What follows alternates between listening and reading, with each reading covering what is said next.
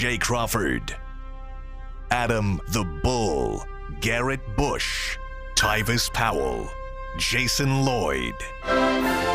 Plus, ba-da-da-da-da, you're loving him, Mikey McNuggets. And so many big names, it would take me hours to say all of their names. The ultimate Cleveland sports show starts now. Booyah! Hey, the Final Four is set, and we got some dandies. 3 old teams and 1 new team. And I think the biggest takeaway from the weekend is this. If Detroit can do it, why not Cleveland? Yeah, that was kind of crazy, man. Detroit, Why not? Upgrade our talent. Massively upgrade our talent. I like that. But for 40 years, they were discounted from the conversation, just like we were. Yeah. And now all of a sudden, now they've got an uphill climb. It's going to be a tough one Sunday, but they have a chance. And the other 3, nothing excites me about the other 3 because, same old for me.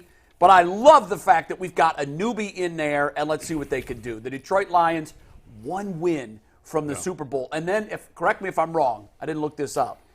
That would leave the Browns as the only long-term standing franchise outside of the most recent expansions to not go to a Super Bowl. I think so. Because Carolina hasn't gone. Houston hasn't gone. Carolina has gone under Cam Newton. Oh, you're right. You're right. Jacksonville. They only made it to the AFC So it would be Jacksonville, Houston, and Cleveland, I believe. I think. If Detroit makes it. Yeah. And once again, for all the talk of defense, and obviously the Chiefs' defense has been good this year, and the Ravens' defense has been sensational, it's all about the quarterbacks. The better quarterbacks. Sure, look at the ones that are left. Yeah. I mean, the ones that are left. Actually, it was an interesting stat.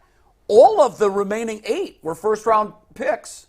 And a lot of them high first, except for Purdy, who is, of course, Mr. Irrelevant. So you have the outlier, and then you have all of the number 1s. Quickly, we're going to talk about this throughout the next couple of weeks.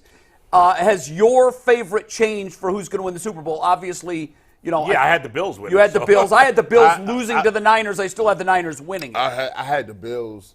I had the Bills playing the 49ers. So do you go with Baltimore now? Do you go with Detroit? To me, I'm going with Kansas City. Kansas City looked good. They really good. I was really impressed with their poise. Yeah, like their defense. It just didn't seem like a huge spot to them. They just was like, okay, let's go play.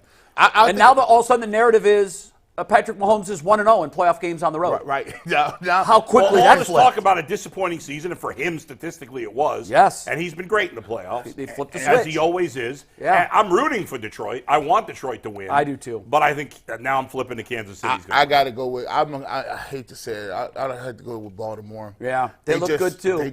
The way they just dismantled the Texans, it wasn't even close. I do think that we have the best 2 teams in the AFC. The NFC, I mean, there were a couple of teams. Dallas petered out quickly. I don't know. I think you got the 4 best teams. I mean, at one point this year, we weren't looking at Detroit. I don't know. Who knows? Maybe we do have. I hope we do. They were a botched 2-point conversion away from being the 2 seed. Yes. And they actually got the 2-point conversion. The refs messed it up. So if you actually want to go off, they beat Dallas head-to-head. They were the 3 seed, ended up getting a second home playoff game anyway. There's still some controversy as to whether or not the refs messed it up. Kansas City was the 3 seed also. So we're going to get into all I thought Buffalo ran the ball way too much.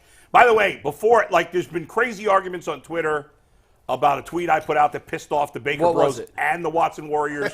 Mike's like, we got to wait till tomorrow to talk about it. Accused me of being out of pocket when he first came in. It was out of pocket. What was the tweet? What did you say? We were to piss them both off at once. We were forbidden. I'll just tell you the tweet. We're going to do this all tomorrow. There's never going to be a day where this was the right day to do it. But Mike wants to move on and talk about the OC. But it's fine, whatever. Controversy. But people were so mad at me. Mostly the Watson people, more than the Baker people. And the only reason I pissed off the Baker people in the tweet. And by the way, during the game, if you looked at my Twitter, I was complimentary of Baker throughout the game. It was hard not to be. A handful of tweets where I thought he was playing very well. Then at the end of the game, I tweeted out, because obviously all the Baker haters went bananas when he threw that last pick. Sure. So I said, even though Baker choked in the end, he had a tremendous season and was way better than Watson. Well, yeah, that seems pretty obvious. Dispute. Yeah. You wouldn't know it was obvious based on the reaction I got. Well, look, I mean, most of your followers are Cleveland fans who have moved on from Baker Mayfield, and we're stuck with what we're stuck with. However, the Baker people got mad at me for saying he choked at the end. He did choke at the end. Exactly. How are you going to get mad for telling the truth? I put a tweet out right when they were walking on the field to take the final drive. Yeah. And I'm like, listen, Baker. All eyes on you. I wanted him to get the ball. In fact, I tweeted, I hope Baker gets a chance. I want to see it. I did too. I did not like that went for 2. You have an opportunity. You have an opportunity to prove us all wrong, Baker. You have not traditionally been good in last-second drives. The haters is watching. The Baker Bros is watching. Prove it to us. See, now, the all or nothing. See, I think that's where we always get in trouble with tweets and with hot takes. It's never an all or nothing. It's not. It's not Baker's a choker. Yes, that's part of the story, but also you can't, to your point, you can't dismiss the year and even the playoff run he had up until that Baker trademark throw. The irony was, as soon as I tweeted that, the next throw, it was a pick. Yeah. And so they went crazy. And so the Baker Bros went nuts, man. Some dude got on me. He was like, you know what? You're racist. See, that's what I hate most about the argument is that argument has become about race. It's just I laugh so hard. If people were trying to argue with me, listen, I obviously am not a big Baker fan. I try to be fair about it. Yes, there are times where I get into arguments, and in the moment I'll be like, Baker sucks. I don't really think he sucks. I think he's mediocre. I mean, I think this year he proved he's a top 10 quarterback. He was I don't agree with all the stats. Have him as a top 10. But, all right, I'm sorry, Mike. I told you it was impossible. But you can't deny that he had a good season. And if you're arguing that he didn't have a good season, you're being disingenuous. To your point, and then we'll leave it for tomorrow because there's a lot of meat on that bone.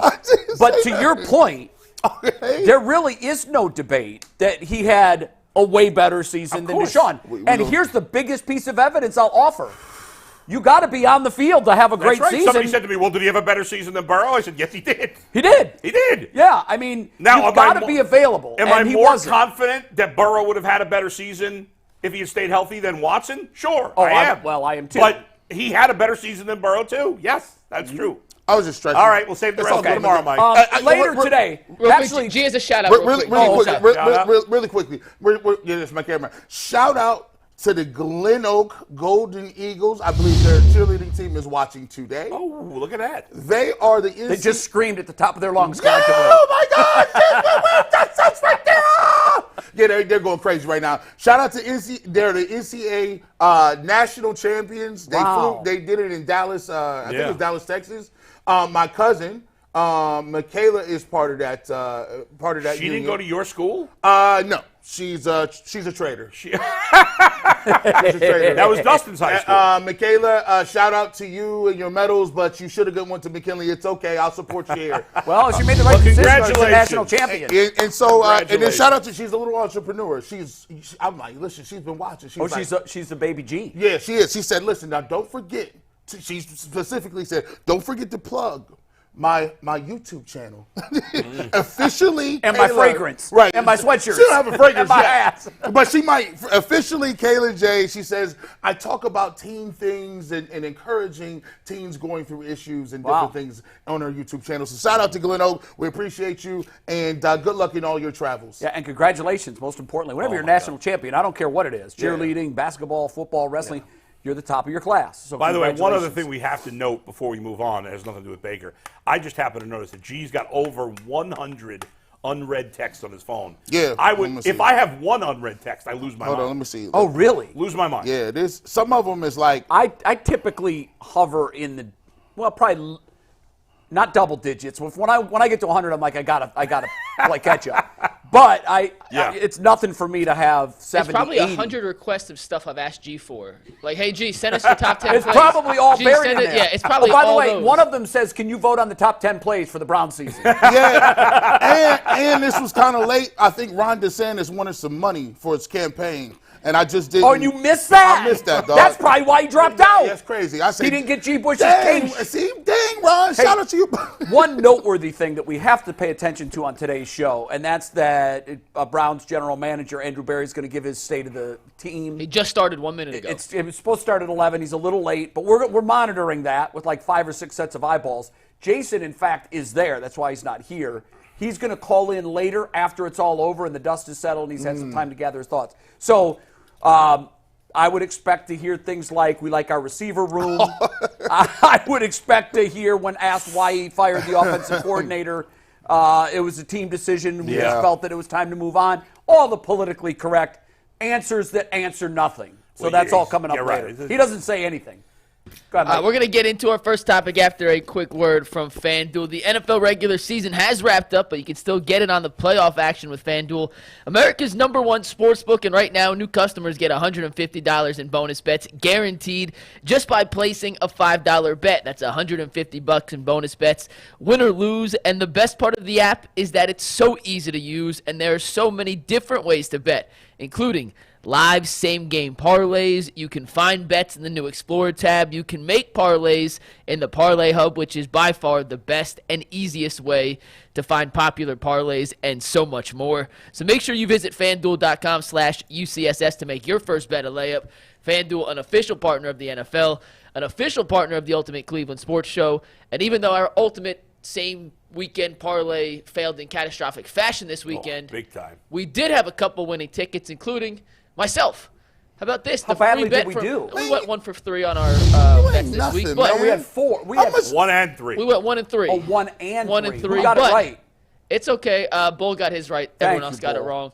I used my free bet from FanDuel this weekend and hit a 4-part parlay, turned $5 into $120 on this 4-part same-game parlay. Lions money line, Gibbs touchdowns, Evans touchdowns, Baker over 265 yards. Wow, all 4 hit. Over. $5 Baker, into bro. 150 yards. And Anthony dropped that. Why are we taking tag boards now? Ostracized. Come on, brother. Be better than that. Big mess up from Anthony, but I won $120 on FanDuel this weekend. So if you have a winning ticket, make sure you send it to us, and we'll feature it on the show in the coming days. Really quickly about FanDuel, this is a great story. Shout out to FanDuel.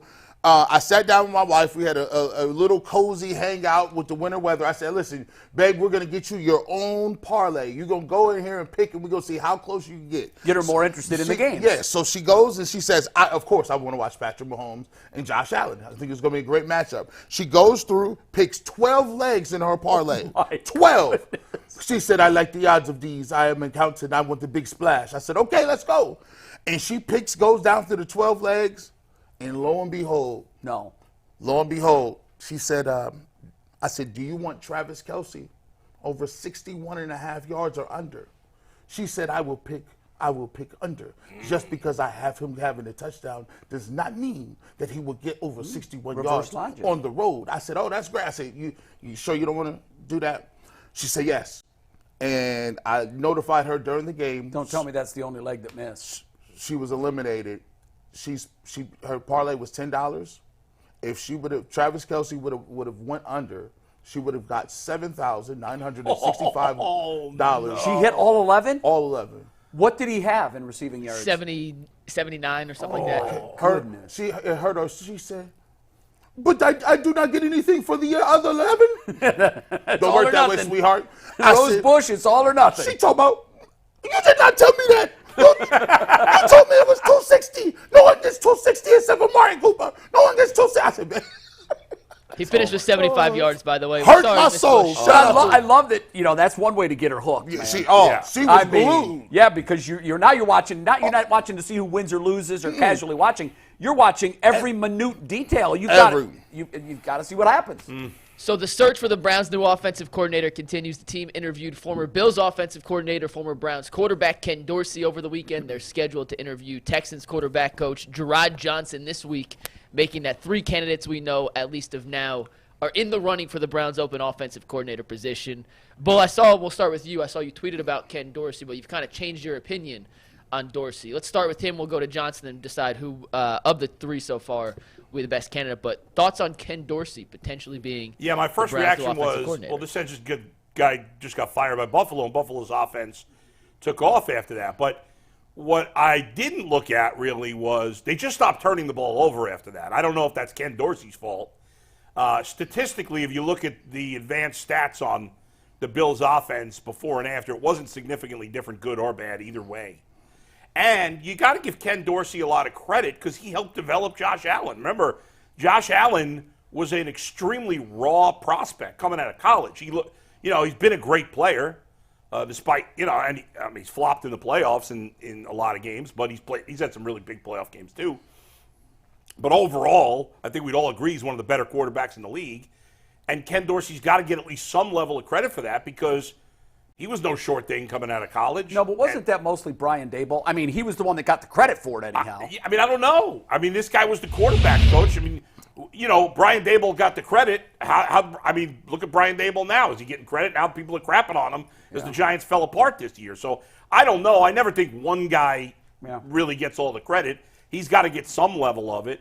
I've never, and honestly, in this game, I thought last night the Bills had a terrible game plan. I thought they ran the ball too much. I thought they did too. It didn't make sense to me. I don't know what I know they were trying to run clock against the Chiefs, but I think they got caught up in a little bit in making sure Patrick Mahomes wouldn't have time on the clock or limit possessions. Well, remember, they gave him 13 seconds last year, and that was 1 second too much.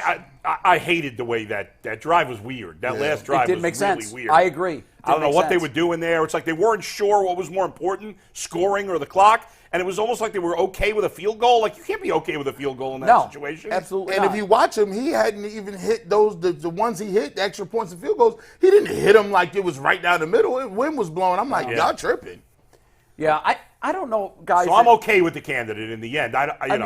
Here's the thing. I don't know, and hopefully Andrew Berry will give us some sort of clarity on this issue, but if this is just going to be AVP Part 2, who cares?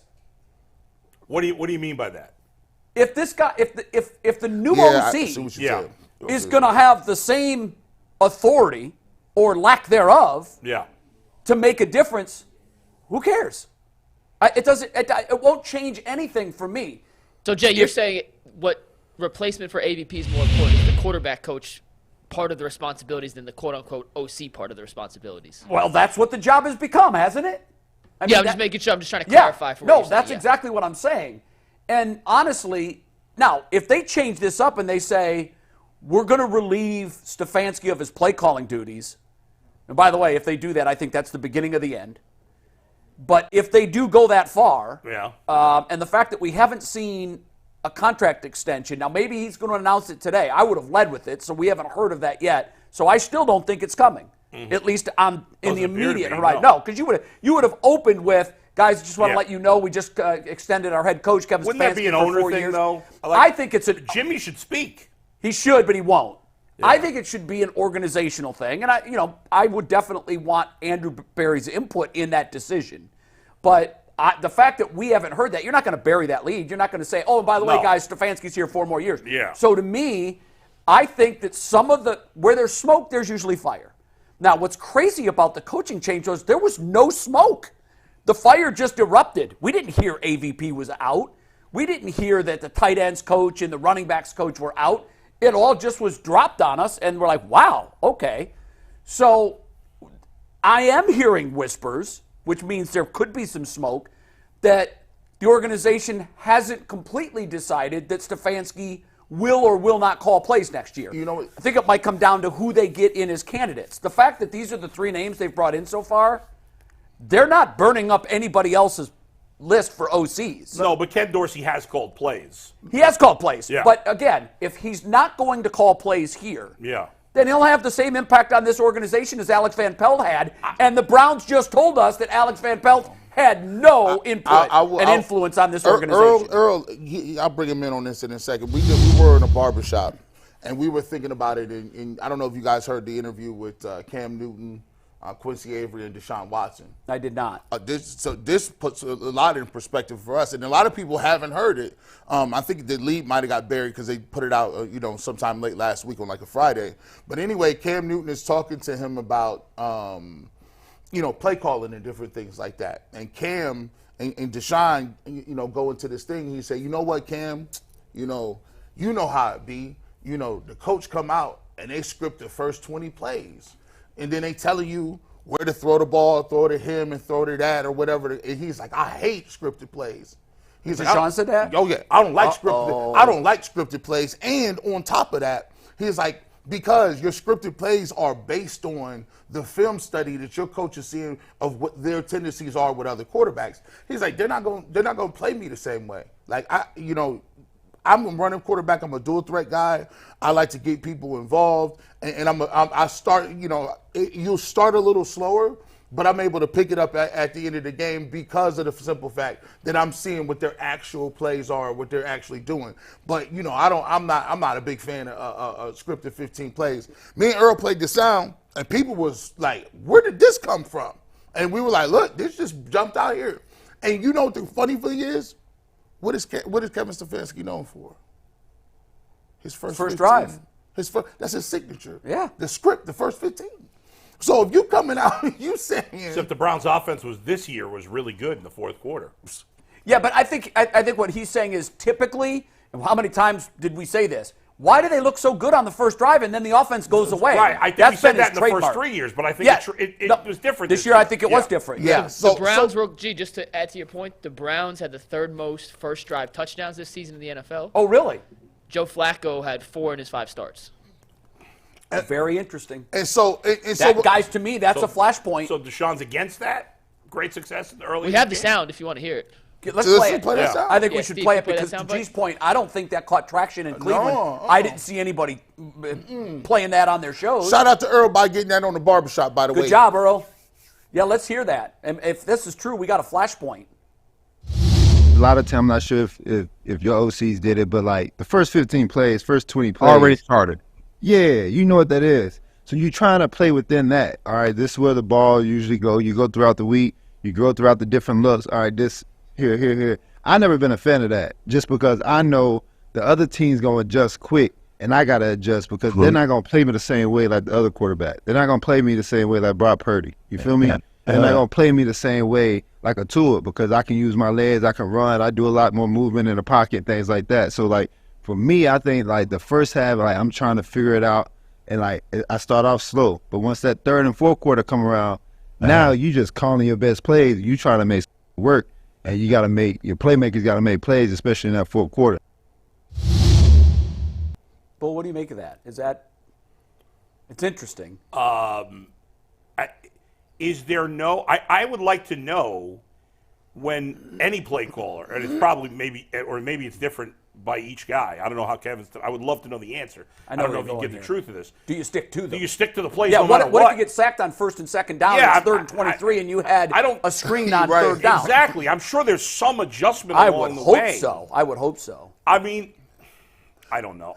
If that feels like it's a complaint about every coach he's played for. Bull, not just a I don't complaint. know It's if a he meant it that way. public complaint. Yeah. And so, based on the information that we know about Kevin Stefanski, that he loves to script that first drive and those doesn't first every 15 coach do plays. that? No, not everyone. There are, I would say, more coaches than not. But I've heard coaches say, to Deshaun's point, which, by the way, is not a bad point. It's not crazy to It's say not that. a bad point. What it comes down to is a difference in philosophy. But it's worked, though. But it's worked for Stefanski. It's absolutely worked. But it's to his point. Deshaun could be correct because, yes, that first drive looks well, but what usually happens in the third quarter when the other team makes the adjustment? And now... Well, you're not scripting those plays. I know. So now when you go off script, now our offense is stagnant. But it wasn't this year. No. You could argue it was the first 3 years. So here's the thing. But it wasn't this year. If you look at the numbers, traditionally Stefanski's teams have been first drive teams, and then they take a little bit. Third quarter, they're not so good. They have played better in the fourth quarter. How were they this year, Mike? Where did they rank by quarter? Do you have it? I have to go and search by quarter, but their third quarter was their lowest scoring quarter by far this season. I know, but their first quarter wasn't great either. Yeah, but first quarter scoring was down across the league. I know that for a fact. Well, I guess here we're talking about first drives. Yeah. He had the third highest success rate on first drives. Yeah. The third most first drive touchdowns. Are we going to try to turn that into something negative? I'm not sure. No, there's nothing negative about that. Bull, here's the thing. It's two different philosophies. That's it. And I don't think there's a right or a wrong, but here's where I'm concerned. Yeah. You do want the quarterback and the head coach to be on that same page. Exactly. And they're not. Based on what we know, they're not. From that sound, this is the first time that you are seeing any public dissent on play calling and change in philosophy. I agree with that. I can't remember another time when someone is particularly Well, G, Watson. let me ask you this, G. Jerod Johnson is a former dual-threat quarterback. Didn't he play with Tannehill? What'd he say? Didn't Tannehill take over his position because he was? Yeah, he moved from receiver to quarterback. Yep. Okay, go ahead. Yep. So he played at A&M. Was all Big 12 at A&M. Played in the pros for a while. He's a dual-threat guy. He's coached dual-threat guys throughout his career. Maybe someone like that. Do you think fits Deshaun more stylistically than a That's play probably caller why like Ken he's Dorsey? been in for an interview. That's why he's in for an interview. But I will say to this point, if we all are honest, the names that we're seeing are underwhelming. These are underwhelming names. Yeah, sure. And so, That's to my point. I don't. At this point, if I'm picking between these three, I don't think either one of these guys is going to change the course of this franchise. Well, I mean, listen, was anybody excited about Bobby Slowicki before last year? I think so, just because of the tree he came from. Some are arguing he was carried by C.J. Stroud, and then he's really not that good. Could be. That happens. We're going to find out. We'll find out. It won't be the first offensive coordinator that was carried by a great quarterback. So I'm looking at it from this point, and I think it all boils down to this, and Jay said it right. How much responsibility are they going to have? Is this guy really an offensive coordinator? I disagree. Is he really calling plays? I disagree that if the offensive coordinator is not calling plays, he has no value at all. Well, what he's not impact? sitting on his hands doing nothing. I know, but when you look at what the offensive coordinator is tasked with, they just fired their offensive coordinator after an 11 or 12 win season. Crazy. And I just scratch my head and say, what? He was the problem? And if that's the case, I think he was the fall guy. That I think the organization said, no, there's something wrong. And the guy that doesn't call plays was the fall guy. Yeah. So I think the organization is telling us that if this is it, and he's going to take the fall for this, what impact is the next guy going to have without calling plays? And his voice is not even, if you talk about voices on that in the offensive side, obviously Stefanski calling plays has a huge voice. But Bill Callahan has a tremendous voice. But guys, you're making it seem as if the play calling is the only part of the job. That's just a small percentage of the job. It's the part that you take the blame for, and it's the part that you get the credit for. But what do you think, Alex Van Pelt's doing nothing all week? I mean, he's preparing the game plan. Nobody said that. Well, what we're saying is, okay, we know Bill Callahan is running the run game in the offensive line.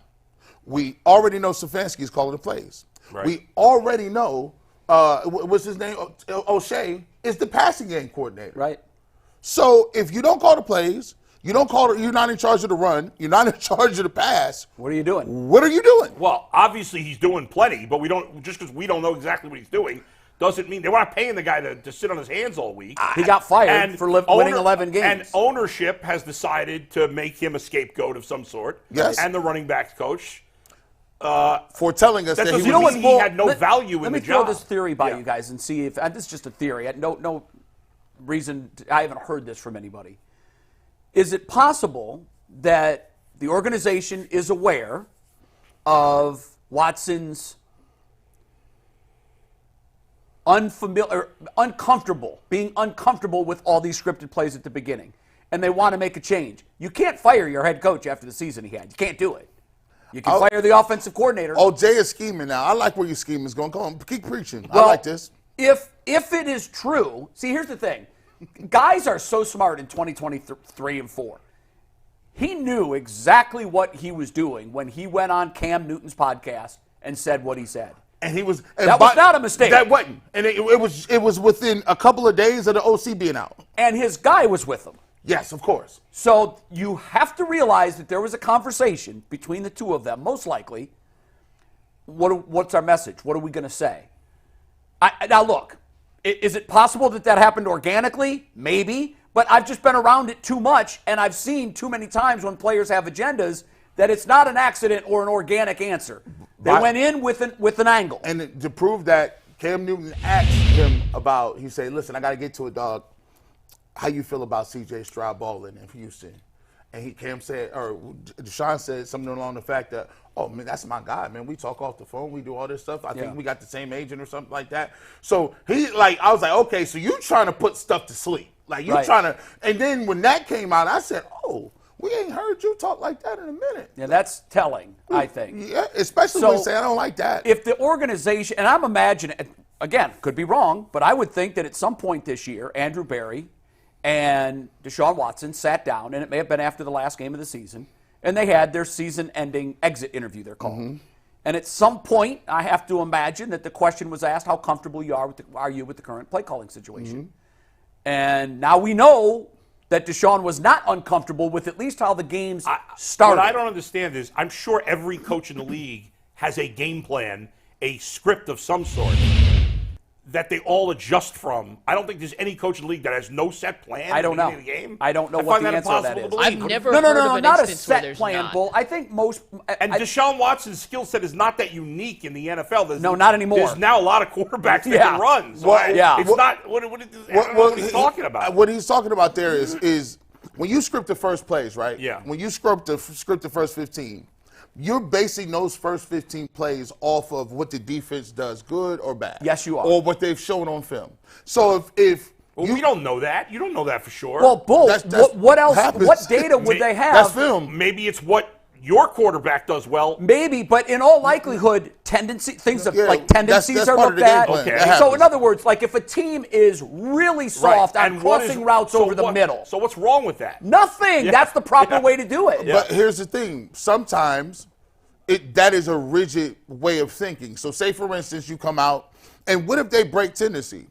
What if they don't? You thought you was going to see something today, but they're not running any of that. You should, as a coach, you should So notice the coach that and probably adjust. adjusts. So, Yeah, you should. So if you stay sticking to them 15 plays and none of them are going to work. But gee, why would you assume that Kevin Stefanski sticks to the 15 plays more than any other play caller? Or sticks to the 15 plays at all. There's nothing that backs that up. Here's the thing. Yeah. Here's the point. When you go back and listen to that audio, Yeah. he says, and then coach tells you, ball should go here. Ball should go here. He did. Ball should go here. Now, when you talk about that, most big-time quarterbacks say, I want to read the field. Sure. The progression and the defense will tell me in the progression where the ball is supposed to go. Not the first play of the game, we're going to throw it to Alex Hooper sitting down on a little stick route. No, that's not. I think there's value to both. Yes, I think it's just a difference in But philosophy. to me, that's my takeaway. I am not firmly entrenched in the notion that you have to call 15 scripted plays. I will say this. If you know what your first 15 are by Wednesday, you're practicing them all day Wednesday and all day Thursday. Yep. Like anything, the likelihood of being successful increases the more repetition and practice you put into that. And they have been. So, again, the fact that Deshaun would have a problem with that is odd to me because it's been successful. I agree. Yeah, like, look, if it was something that just wasn't working and they were 0 of 17 on first drives of the game on scoring touchdowns, then I would say, you know what, this isn't working and I feel like I have to go public with this. Yeah. But your coach is third in the league on touchdowns on opening drives. It's worked. Let's not nitpick stuff that's working. Let's go to stuff that isn't working and try to find common ground. I just think it's noteworthy for one reason. It highlights a clear separation in philosophy between coach and quarterback. And by the way, that's not the end of the world. Yeah. Brady disagreed with a lot of his offensive coordinators on huge tentpole philosophy ideas on how to run an offense, but they made it work. I certainly could be wrong. I just assume that every coach has a game plan. Yeah, I don't know. know. Maybe some coaches are quicker to change that. Right, yeah. And maybe Stefanski is one of the guys. We don't know. No, we don't. We don't Deshaun know that. might not even be a Stefanski. Here's what we know. We're turning it into a Stefanski specific thing. It might be with every coach he's ever had. Right, sure. He might have been talking about, the one thing I don't like about the NFL is that these coaches Right. script everything. That could be true, too. He didn't use Stefanski's name. Here's the thing, I think. We know that Stefanski likes to script plays. We know Deshaun Watson doesn't. It's not the end of the world. It doesn't mean that they can't have success together. It means this. They've got to find common ground somewhere. Yeah. Maybe Stefanski scripts 15 plays that will work as long as we stay on schedule, which is a big assumption, by the way, in the NFL, Yes. that you're staying on schedule. One sack on first down, you're off schedule, and your second and Right. third plays likely won't work. But I'm sure he changes. Kevin Stefanski, if nothing else, is The very, bottom very line smart. is if every team scripts plays to start the game, which I assume is the case, again, I don't know that for sure. I'd love to find out. I would too. I really would like to know that. And Deshaun doesn't like that, then maybe he's wrong.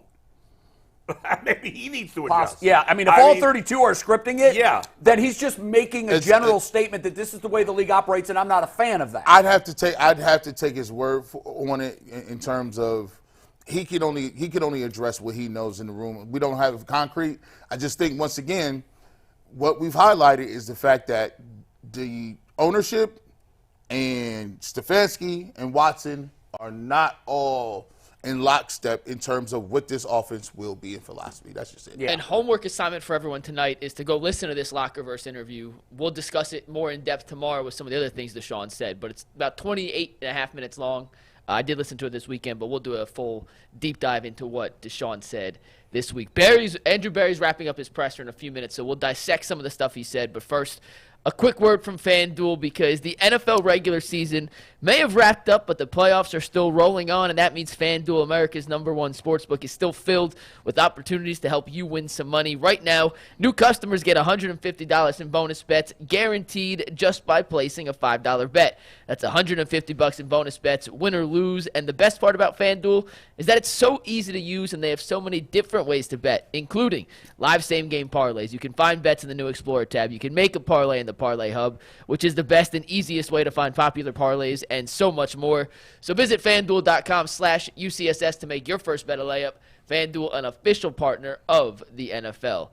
As I mentioned, as soon as Andrew Berry officially wraps, we'll dissect everything he said. He's talked about Joe Flacco, Deshaun Watson, Nick Chubb, and a plethora of other topics we'll touch on. Did you hear his comments on Flacco, on the likelihood that he would be back? I'm sure that's what he was asked. He said, we'd love to have him back. It depends. There are roster constraints, but we'd have no problem having Joe back. And we'll dissect all that in one sec. But before we do that, Duce Staley interviewed with Cleveland for their open running back position. He was offered the position. The New York Jets also offered Duce Staley the running back coach position on their roster. Assuming money isn't the deciding factor here, we don't know what the offers were, how much the offers were. Is there any reason Duce Staley wouldn't take the Browns job over the Jets job from what you could see based on the offers in front of him? He'd be crazy not to take the Browns job, is my thought. If it comes down to the Browns and the Jets. I mean, it might just be where he wants to live or whatever. I mean, what's the difference? Yeah. I mean, if he. the Jets have a good. I didn't even factor that in. Yeah. Well, I didn't even factor money in. The assumption is that the money would be the same. I'm just talking strictly on returning roster, talent at that position.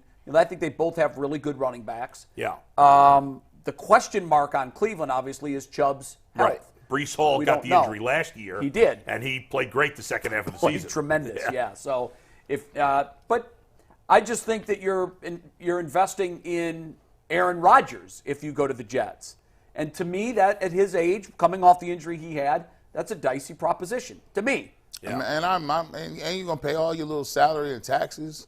I would. To me, I don't want to say it don't matter. But it's the closest thing that don't matter on a coaching staff. Like if the running backs coach? It's between that and the tight ends coach. Like, I mean, really, are you coaching Travis Kelce? Like, some people you use tight ends as just regular blockers. They're not right. Like to me, no. Like Chubb is based on whether Chubb is going to be healthy or not. And so much of their success is based on instinct and ability. Instinct, you can't coach running backs. Like, you can't coach a cut here or patience or vision or any of that. You can't. It's just like you can suggest. I mean, he did play the game at a high level, so yeah, that's a value. I mean, I think there's some value in that. So did Stump Mitchell. I mean, if I were him, I'd rather take the Browns job, but I mean, I don't know. Now, hopefully, he get his rotate. Now, no, see, I was thinking that usually running backs coaches will have an opportunity. They work the rotation, right? Yeah. So we're gonna rotate these backs. Now, one thing I can say about Stump Mitchell is, there's sometimes I'm like, I don't know. Did Stefanski tell him not to go in, or how you rotating these dudes? I think now we got to figure out if he has that control, because some running backs coaches don't. I don't think they ever had that control. Or personnel group. I think that was the Stefanski decision to keep Hunt and Chubb off the field. Yeah, that ain't on the field together. I will say this about Duce Staley. If he takes the job, he's very reputable. He was a good player. I haven't heard anything negative about him as a coach. Everything I have heard about him is positive. I will say this, though. I'll give you a little bit of advice. Don't be talking to reporters. Hey. No. Don't do it. That message was sent loudly and clearly. Duce Staley. You lose. Leak the information to me. It won't matter because I won't check the voicemails. So if you leak to me, it will linger in the digital atmosphere. It's gonna live forever on the iPhone. Like I'm like, dang, Deuce, you told me that Nick Chubb was done. That's crazy. I didn't even know that, dog. Never heard it. For what it's worth, he was with Philly when they won the Super Bowl with Nick Foles. He was. He was the assistant running backs coach in Carolina. He was in Detroit for the past 2 seasons with Dan Campbell before they moved on. And he went to Carolina. He got the assistant head coaching position in Carolina. Oh, not the assistant running back coach, the assistant. He was the running back coach, but also the assistant head coach. It was one of those combos. So that's why he left Detroit. It was a promotion in Carolina. Gotcha. But obviously that staff fell apart. And actually, as bad quickly. as Carolina was, their running backs. Chubba was their main running back, right? Who was? Chubba? Is he their main running back? Chuba Hubbard? Yeah, I mean, he wasn't that bad. I mean, he wasn't. I don't think he was great either. No.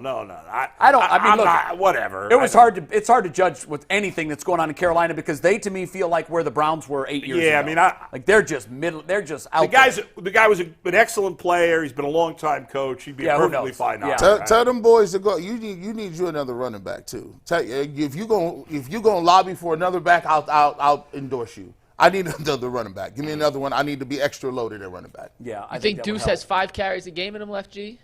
Huh? You think Deuce has 5 carries a game left in those legs? I don't. See, no. He's probably not the guy. No. You trying to get him hurt. Listen, I had a couple of people reach out to me and suggest to me, and I want to get your thoughts on this. Yeah. And you know, the more, after I heard it the third time, I'm like, damn. Leroy Horde.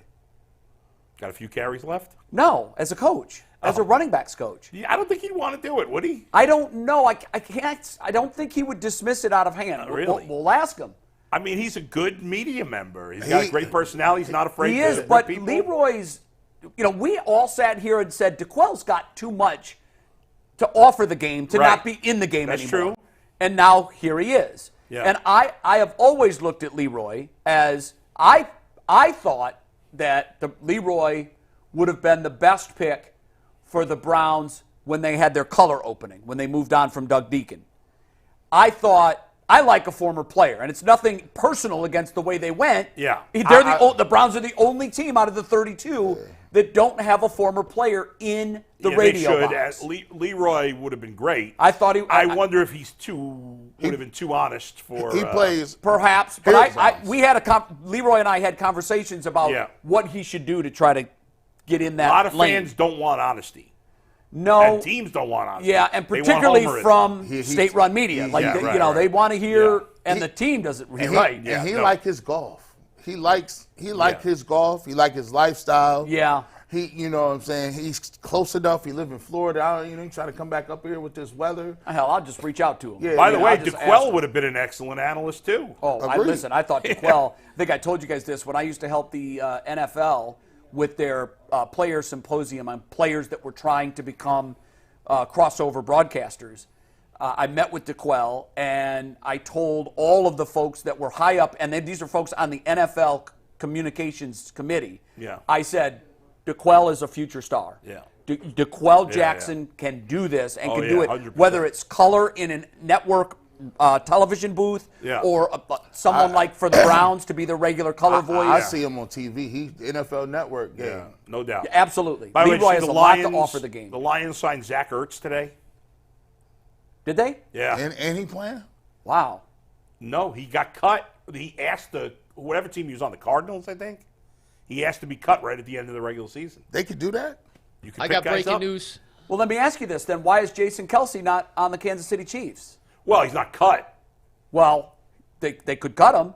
Like, why Kelsey could go to the Eagles? I didn't know that was a thing either. Kelsey could go to the Eagles and say, cut me? I don't know. And then the Chiefs could sign him? I don't know if you can do that once the season's over. I'm not sure. But maybe. I don't crazy. know. Wow. Ertz was cut before the season ended. So that's probably the Yeah, distinction. yeah. Okay. I just texted Leroy and said, if the Browns offered you the running back coaching position, would you take it? Quote from Leroy, probably not. I love football, the environment, and the players, but I'm not down with the grind. The coaches work way too many hours. That is the number one, because I've asked that question of golf. hundreds of players. Yeah. And the number one response I get is, oh, hell no. Yeah. I'm not working 18 hours a day, 11 months out of the year. Leroy, he's got, you live in Florida too long, you get soft. You can't take the cold weather. Listen, I lived there 5 years. I got soft as hell, man. We got some sound I bites did. from That Andrew whole blood Berry. thinning out thing is a real thing. We got some sound bites from Andrew Berry we have to go over. But as a reminder, as always on Mondays, the Barbershop with G. Bush is coming at you from 3 to 4 today. And there's so much Brown stuff going on. We're also doing Behind the Glass tonight at 5. So you got 3 to 4 in the Barbershop, 5 to 6 for Behind the Glass. So a full day. That looks kind of simple. I like the old graphic. You it looks like you guys are Batman lights. You and Anthony can duke that out because Anthony didn't like the other one. You don't like this one, so I'll let you and Anthony fight that one. I like this one. I think it's funny. Hey, Earl, man, you got to close your mouth, bro. Paul. And because I can't see the rest of him, I'm just imagining what the rest of his body is doing with that face. Why you got that look on your face? I had no control over the selection of this headshot. By the way, if you could make Earl's picture like a cartoon, put that up for one more second, please. It's coming. Earl's picture could be like a cartoon character where his hair are legs. You see that? Oh, yes. That is. Like a character in a cartoon that's just like a head. A centipede. It's a center Earl. He's running around on little legs. Dang, that's Tarantula. Yeah. Tarantula Earl. Anthony looks like he's about to be killed by an axe murderer. Yes. Yeah. Okay. All right. You guys ready for some Andrew Berry quotes? We're going to run through these one at a time. We'll react real quick, and then Jason Lloyd will join us towards the end of the show with some live insight from Berea on what the Browns general manager said. But let's start with the first one. You asked about Joe Flacco. This is what Andrew Berry said. No, this is, you told me you're starting with Flacco, Anthony. What are you doing? What happened Flacco. Start with Flacco here. All right. Joe played winning football for us, really good football in December. Really pleased with what Joe did on the field, who he was as a teammate. We've always valued the quarterback position. We've always been on top of the league with backup quarterback ventures. Next, Joe Flacco. What does that Well, hold on. What does that mean? First of all, most of what he said there is nothing. The last sentence, we've always been at the top of the league with backup quarterback ventures. What does that mean in English? Like, does that mean you? Well, we can disprove that. It's provably false. I don't even understand what it means exactly. Quarterback ventures? Like, is like a venture? Is that in terms of how many backup quarterbacks they've had on their roster over the last 3 years? He's probably right if that's what he's referring to. I would say that we probably have had the most. We got because they never come back, and this year we had 4. Berry and Antonetti and Chernoff, they go to the same nerd school. You know what they do? They have brunch every Sunday. Yeah. And they giggle at how they fill our heads with word salad. That's spin. Nonsense. And they test it out on each other. Yeah. Antonetti looks to Barry and he goes, I got one for you. Ready? Yeah. Based on the things that took place last year, there are some things that we're going to look at, and there are some things that we may change, but we haven't made any of those decisions. And we do it internally. Use that one. They'll eat it up. Okay, yeah, write that down. Grossy will do 500 words on that. Here we go. Hey, here's how we're going to get better. Let's do scrimmaging. Let's cold call people. Let's cold call. And just read our statements and see if they buy them. The Browns lead the league in backup quarterback ventures. You buying that? Well, here's the next quote from Andrew Berry on Joe Flacco. He was asked if there's any concern about a potential controversy with him and Watson if they were to bring Flacco back. Quote, it's not a concern internally at all. Good. That's the right answer. I'm glad to hear that he said that. Because we've already fired Van Pelt. That's already done. Yeah, he was the problem, and he's up out of here. We already got Alex that Van Pelt was starting a lot of fights between it was horrible. He was really the rift in the locker room was around AVP. I can't believe he got done like this. Yeah, I know. Hey, man. Hey, listen, you need to go into the Browns facility and fall on the floor after they mop. I heard they... My back! And then Workman's comp. And fake a seizure. These guys. I heard that Earl was involved in Stump Mitchell getting fired. Really? Wow. Yeah, they share the same hair cutter. Oh. And Earl was not getting the good time slots, and he tried to push Stump out of the way. So he said that he was leaking stuff to him. That's right. Earl set him up. I need Earl. Next up from Earl, you want to address that real quick? No. I listen, man. It's not a hair cutter, first of all. It's Thank a loctician. you. Culturally, you got What was it? That's It's not a hair loctician. cutter. Stylist. Stylist. Yeah, no. It's not that There's a either. word for it. No, it's not. Loctician. Loctician. You're right. My bad. Bad job out of me. They share a loctician. Yeah, but Stump was trying to get in the chair when I'm trying to get in the chair, and I got to be able to produce UCSS. That's right. Stump was screwing everything up. All right, next up on Stefanski, Andrew Berry said, we have 2 of these quotes.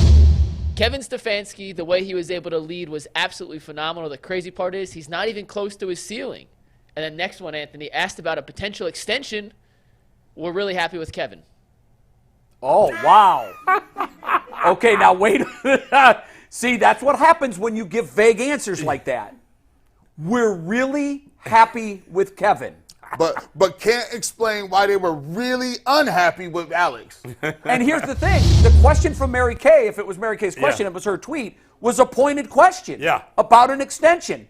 Quote, we're very happy with Kevin. Why couldn't you just say what? Why couldn't you just say we're in the evaluation process, ongoing evaluation, and we've been talking to Kevin about the possibility of an extension? Because if you tell us that, what's going to happen if we hear that? I think here's how I read between the lines. If he's a good soldier and he goes along with everything that we say he needs to do, then he'll get an extension. See, I don't think Andrew Berry has anything to do with his extension. I mean, Stefanski only because Stefanski was part of the group that hired Andrew Berry. They hired Stefanski, and then they hired Berry. It won't be the first time a GM who was beholden to the coach fires that coach. I guess. It's happened before. I just think, that again, I don't know for sure. I would hope, God. I think Haslam play, my hope is it's a everything. Haslam, and the way it should work, it should be a Haslam and Andrew Berry decision. Right. My fear is that Paul DePodesta has a voice at the table, and that Jimmy ultimately has the voice at the table, and in that case, logic may lose. Yeah. Oh, that's definitely the case. There's two reasons you would answer that way, the way he did. One, you don't know if Kevin Stefanski... You haven't committed to giving the man an extension. Either you haven't committed or you don't know that it's above your pay grade. I agree with that. Yeah, one of those two things. Either way is unacceptable. I think he's above his pay grade. If I'm Kevin Stefanski and I hear that's the I don't like that answer. Endorsement that you're giving me is we like Kevin Stefanski. They also say they liked Alex Van Pelt. It just wasn't the right fit. If I'm Stefanski, I'm annoyed by that comment. I'm very annoyed by it. Yeah. We like our receiver room. And our head coach. Okay, bring them all back next year. Same receiver room. Yeah, same joint. But don't be crazy. Don't the definition of insanity? When you do the same thing over and over again and expect different results. That's right. That is really telling. Jason Lloyd's going to join us at noon. So at top of the hour, Jason's going to join. But we got a couple more things. Let's say this before Jason comes in. He'll provide context. Sometimes text doesn't give you the full means thing. Nothing. Yes, maybe the way he said it was, we really like Kevin Stefanski. Yeah, we'll see. That's true. But it wasn't the answer. If I'm Kevin Stefanski, it's not the answer I want to hear. I thought that was interesting, Mary Kay's commentary in the parentheses after that. Can you bring that back up, Mike? Yeah, what did she say at the end of it? Yeah, one sec. Yeah, the last tweet, because, obviously she says, wouldn't answer directly like he doesn't for players. Like, he never gives you a straight answer on we said that was going to be working. Yeah. Oh, boy. All right, next up, and we could go, and it's about Nick Chubb. Obviously got hurt against Pittsburgh in Week 2, did not play again this season, but Andrew Berry on the future of running back Nick Chubb. Nobody wants to see that carry in Pittsburgh be the last time he carries the ball for the Cleveland Browns. We will obviously work to keep him on the team. And then Zach Jackson has a little commentary here. Berry on Chubb. I understand that there's a little bit of an elephant in the room, and that goes on to say that no one wants to see the last carry. There are things to work through, but we hope, keyword hope, to have him on the team. Hey, he ain't stupid. Actually gave you something a little bit. He's not stupid. I like your political acumen, Andrew Berry. You can keep it vague with all these other people, but when you have a cult following like Nick Chubb, you better not signal anything. The company message is, we want Nick on this team. We'll figure it out with the numbers look out. What I would say in making these decisions, are you prepared to see him in a Bengals uniform next year? Never. No. That's career suicide. I'm letting you know. There's certain things. There are players that are untouchable. We couldn't imagine Walter Payton in anything but a Bears uniform. I just saw somebody win a whole caucus and didn't show up to no debates.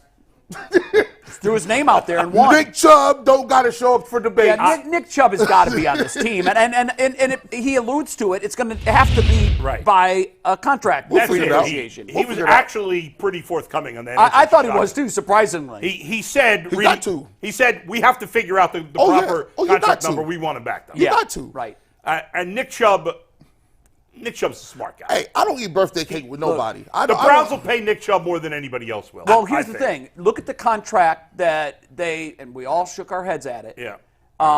they gave Jack Conklin. A contract that we were like, is this a Lifetime Achievement Award contract? It felt like it. Yeah. If they're going to give that kind of money to Conklin, Chubb is due what he is due. And I don't eat birthday cake with these people. I got to be able to talk about you. I don't really admire nobody. I'm not buying your jersey.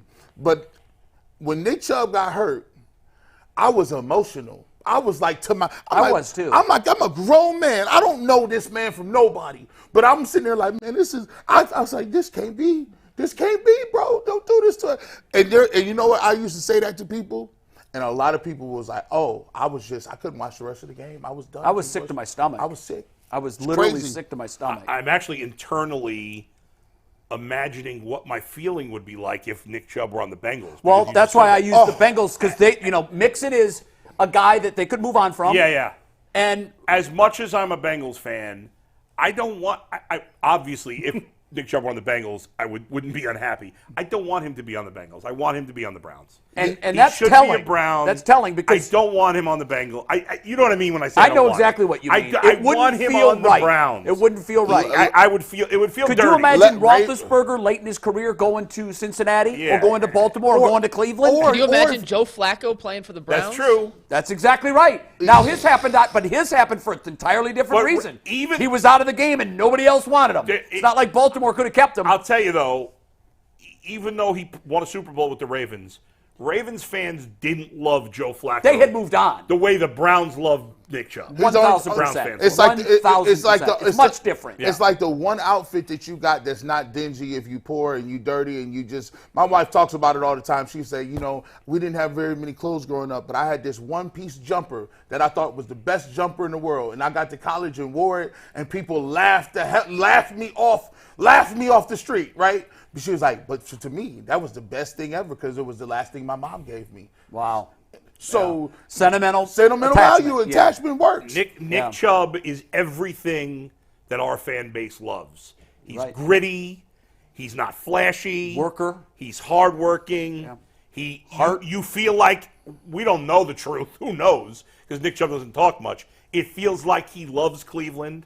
He probably does. I feel like he does too. I feel like he would love whatever situation he was in. And he don't want to go anywhere. I can't imagine. And again, if they threw that kind of crazy contract at Conklin, yeah, as a Lifetime Achievement Award, even if it sets you back in the salary, everybody keeps saying, well, the salary cap doesn't matter. You just kick the ball down the road. You can't do it. You better find a way to bring 24 out the right back in an number orange and helmet. bring that guy back. We got one more thing from Barry to hit on before Jason Lloyd joins us. This is about the franchise quarterback, Deshaun Watson. Two things. First, Andrew Berry says Deshaun and his fractured shoulder might even be ahead of schedule. They still expect a full recovery. We feel good about him moving forward. And then in terms of the new offensive coordinator hire with Deshaun, Berry said it doesn't necessarily have to have a previous connection to DW4. They're looking for the best people, but he won't answer most coaching questions until the staff is complete.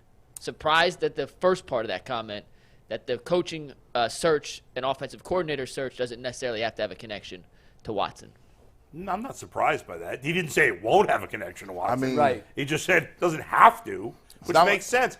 Deshaun Watson should have a voice in the process. I would think, guys, your quarterback. I agree. You want him to have a voice. He shouldn't have the final say, obviously, but he should have a voice. Hopefully they can reach a consensus on somebody. Yeah, I mean, why would you? Of course you want your quarterback to have a voice, but the guy doesn't necessarily have to have a connection. No. They better look. We'll throw it out there. They better do whatever they can because, this year is this year. I said 6 games last year. If it don't work, if Deshaun Watson does not play all of the games, and the Cleveland Browns 14, 15 games, and they don't make some sort of, I think it's playoffs. They got to win a playoff game. Yeah, but playoffs is a bare minimum. I think bare minimum, they got to win a playoff game. Okay, good. I like the fact that you're kicking the fire It's elevated, and unless he's able to play all those games and this offense don't look different, they're going to start talking about trading Deshaun Watson, which that should be a thing. Well, that will never happen. Trade him. Because his back 2 years are I'm surprised that we're paying him what we're paying him. There will be rumblings of figuring out. Moving on. Yes. Yeah, you're going to have to get another quarterback. But if the GM is not the GM. They're gonna get rid of the GM and the coach if it don't work out this year. That's just the way it's going. Because I agree. Because I thought they may have bought themselves some times, but evidently Jimmy Haslam did not think so. If Kevin Stefanski does not get an extension, then you might as well just fire him because the whole thing's, which I would never do. Well, I think Kevin's smart enough to walk. I mean, leaving him on a lame duck year. No. It would be so stupid. Especially after what he did last year. So so here's the thing. Do you believe he gets an extension if he goes to Jimmy Haslam and said, I'm okay with not being a play caller? Oh, yeah, absolutely. Well, that's real quick. That's a perfect segue to this next one. I missed this earlier, but Andrew Berry on whether or not Stefanski will call plays next year said part of that depends on where we land with the staff. It's one of his strengths. Oh, it's a done deal, guys. Dun-dun-dun! It's a done deal. He says it's Stefanski's decision. Okay. Yeah, so what we're going to do is if we strip you of what you said is very important to you, we're now going to make you fall on that sword and say it was your idea. Yeah, exactly. You cool with that? Good soldier. Here's your extension. The guy and they're transparent even when they're trying not to be transparent. The guy was the play caller for 4 years. This last year, with 17 different quarterbacks, he did his best job as play caller. 100%. And now they want to demote him. I'm telling you guys, this feels to me like they've already made the decision that he will not be the play caller. And whether that was precipitated by Deshaun Watson or Paul DePodesta or Jimmy Haslam, I believe that decision's been made. All I'm saying is if they bring in Dorsey and they give him the play calling duties, I don't know how they expect fans to buy that.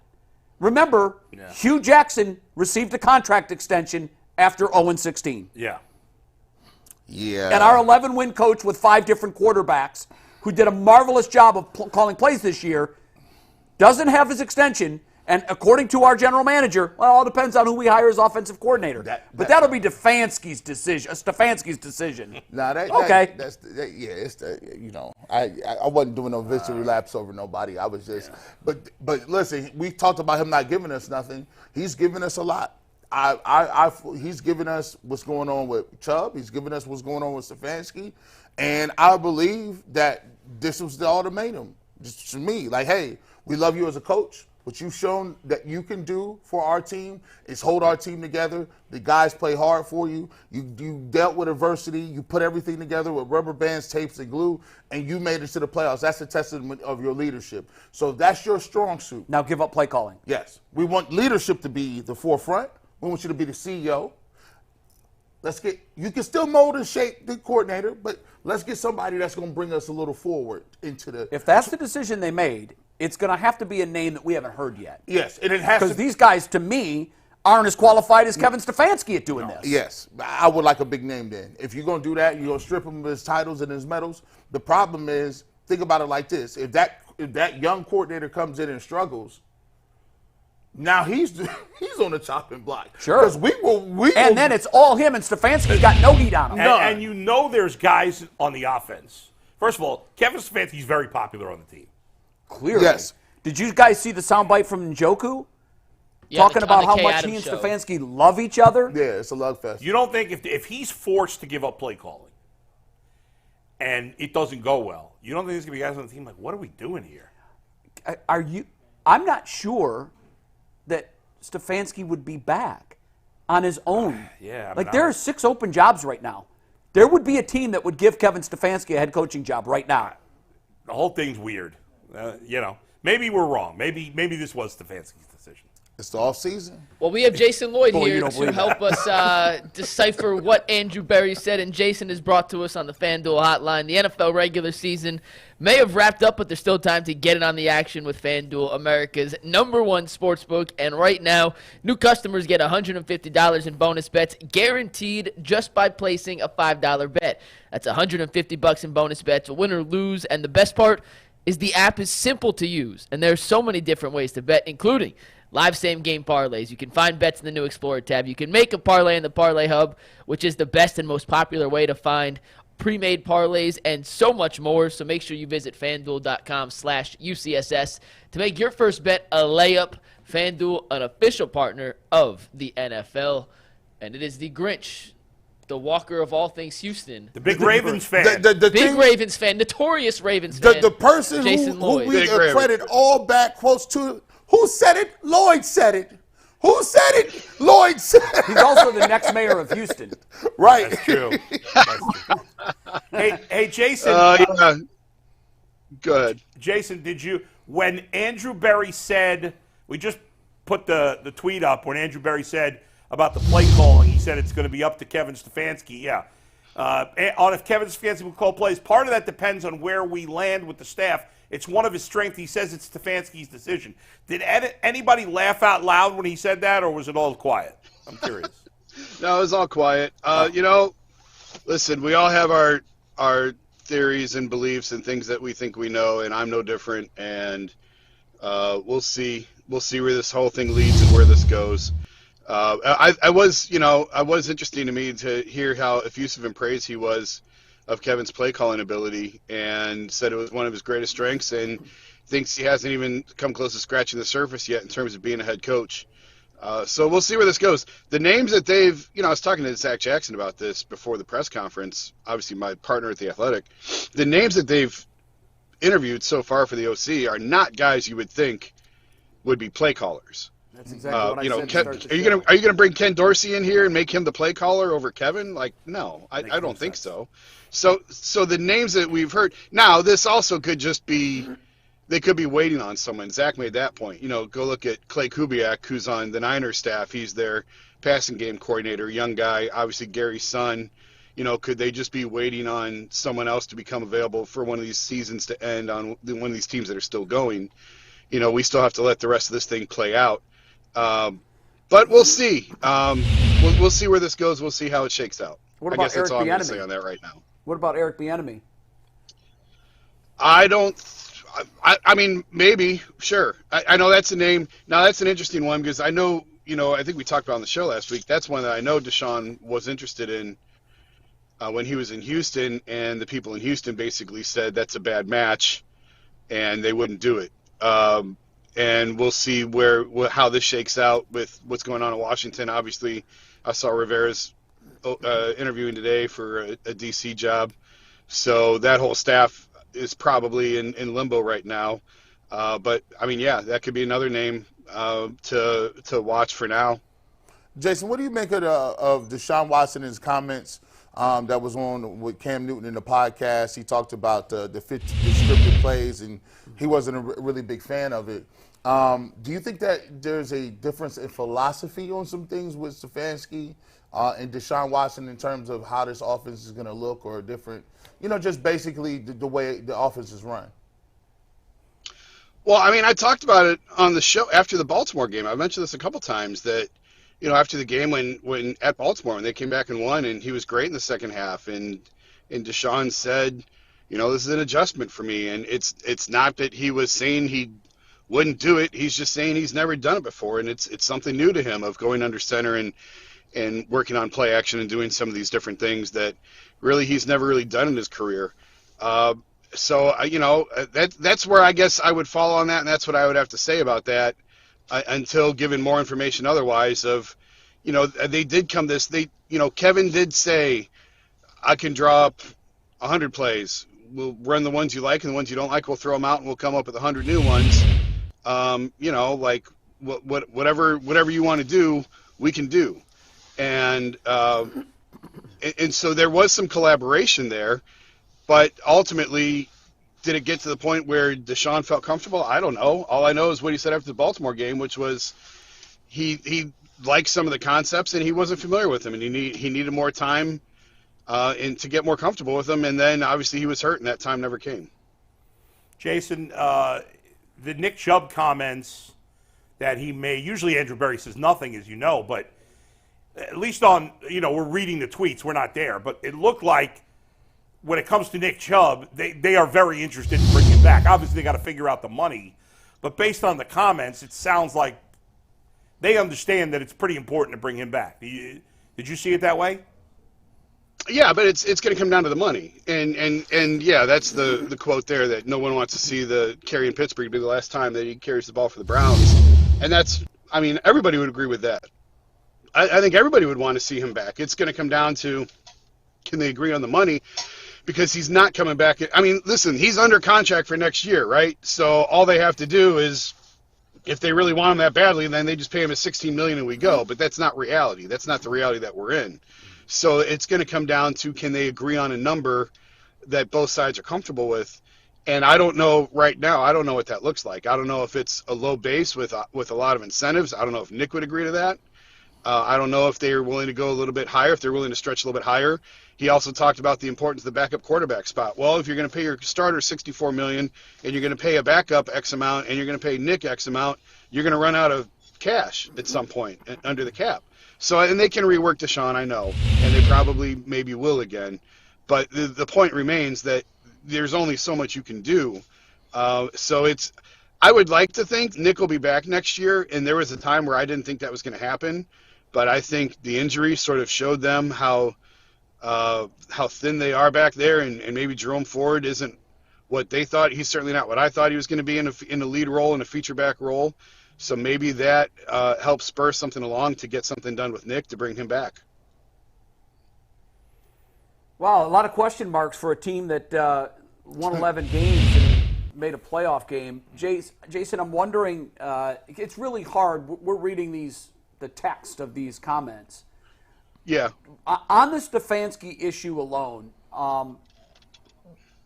the read between the line vibe that you picked up from Andrew Berry and the chance that he's going to be calling plays, is there anything that the text of those comments misses, and was it strong enough for you to develop a theory on what they're going to do here?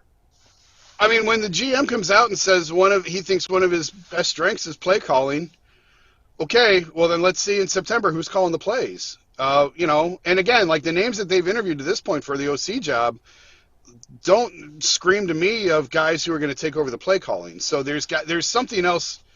If Kevin's really going to relinquish the play calling, then there's something else in the works here. There's something else that has to fall, because the guys that they've talked to are not guys that anyone should feel comfortable with Kevin relinquishing the play calling to. Especially when Kevin is held so tightly to the idea that he continues calling plays. What about the extension? What was your vibe on that? Because that, to me, felt like I was surprised that he answered it the way he did. No, that was standard. We're not going to talk about player contracts. We're not going to talk about coaches. He was effusive in the praise for Kevin all day long, and saying about his emotional maturity and the fact he should be the coach of the year twice now within his first 4 years, and he hasn't even scratched the surface of how good he can be. Like, he was over the top and glowing with praise. Ultimately, it's going to come down to ownership. It's not even an Andrew question. It's an ownership question in terms of whether or not the head coach gets extended.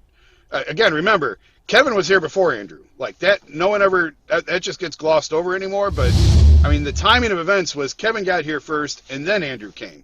So if anyone's going to decide on when Kevin gets an extension, it's probably going to be the Haslams, not even Andrew or Paul. But I don't think he's going anywhere. I would hope that he gets an extension. Certainly he should. Now's the time to do it with a year left on his deal. But Andrew said nothing in there that makes you think that that would not be happening, or that there's any sort of reason to be down on Kevin. Just because, I was a little bit surprised at how over the top in praise that he was, which he's earned. Which I think he's earned. Now we'll see where it goes. Are you a little surprised that Haslams didn't speak? Or the owners only going to come out and talk when the team does bad and they're going to have major changes? Or, will we possibly hear from them at any point in time? They talk at the owners' meetings, and I think once during the preseason, like in training camp, they talk. Because at the owners' meetings, there's only a handful of writers that are even at that. It's not very much media. It's only probably 3 or 4 local media, and they're usually all writers that attend those. And and Jimmy and Dee typically talk once early in training camp. I think they spoke at the Greenbrier, maybe, I don't remember now, because I wasn't there when they did talk. And that's really about it. That's all you really hear from them. Which I have to say, is more than you hear from the other owners in town.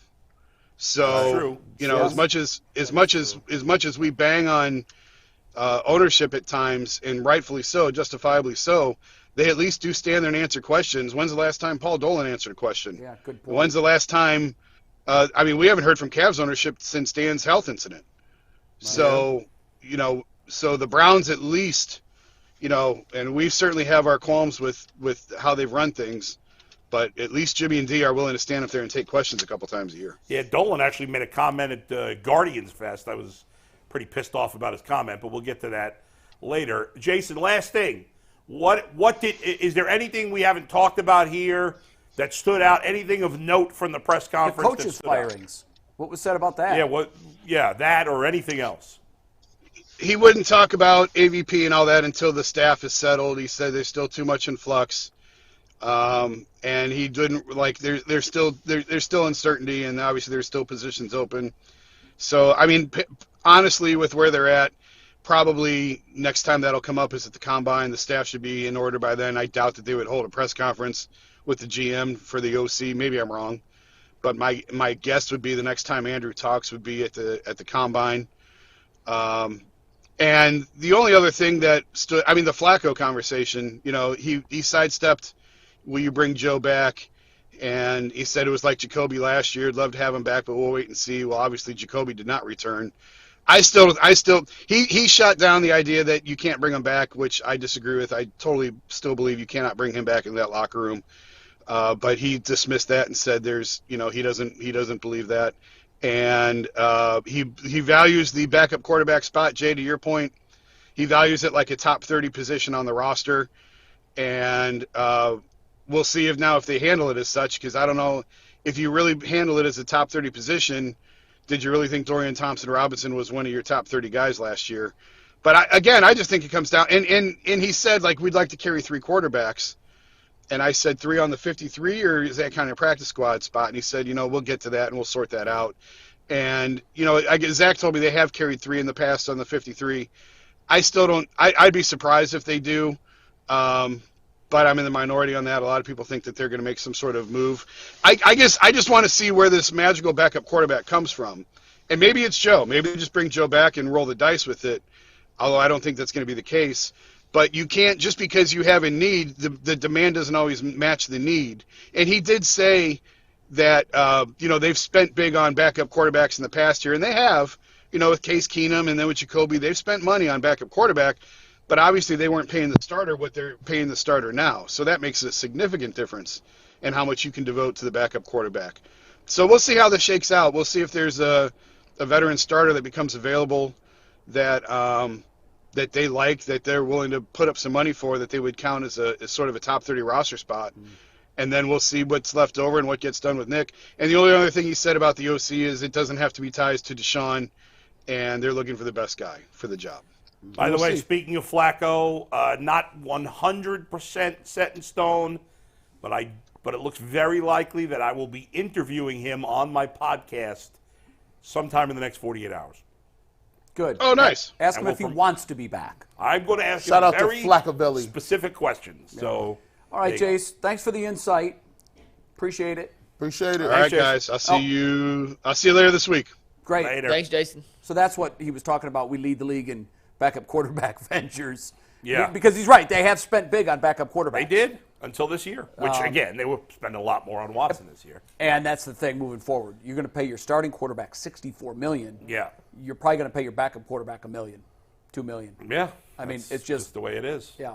We'll see. All right, guys, we got one more word from FanDuel for today, and then we'll hop into the rest of our topics. But the NFL regular season is beginning to wrap up, and the postseason is underway, which means FanDuel is still the #1 place to make all your bets and the #1 sportsbook in America. Right now, new customers get $150 in bonus bets guaranteed just by placing a $5 bet. That's $150 in bonus bets, win or lose. And the best part is the app is so easy to use, and there are so many different ways to bet, including live same-game parlays. You can find bets in the new Explorer tab. You can make a parlay in the Parlay Hub, which is the best and easiest way to find popular parlays, and so much more. So make sure you visit FanDuel.com/UCSS to make your first bet a layup.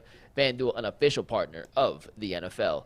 Hey, Mike, before we do our next topic, real quickly, they asked me if I would do this, and I said I would. It should be of interest to some of our viewers. Tomorrow night is the big Cleveland Sports Awards Gala. It's the one night out of the year where you get folks from all of the sports teams to come together. It's at the Rocket Mortgage Fieldhouse. It's always a very fun evening. A lot of folks of note will be there. Stephen Vogt, we'll get to hear from him for the first time since his initial hiring. He's going to be here to present. Joel Bitonio will present. Anderson Varejao will present. Josh Cribbs will present. Chris Rose will present. And I will be presenting as well.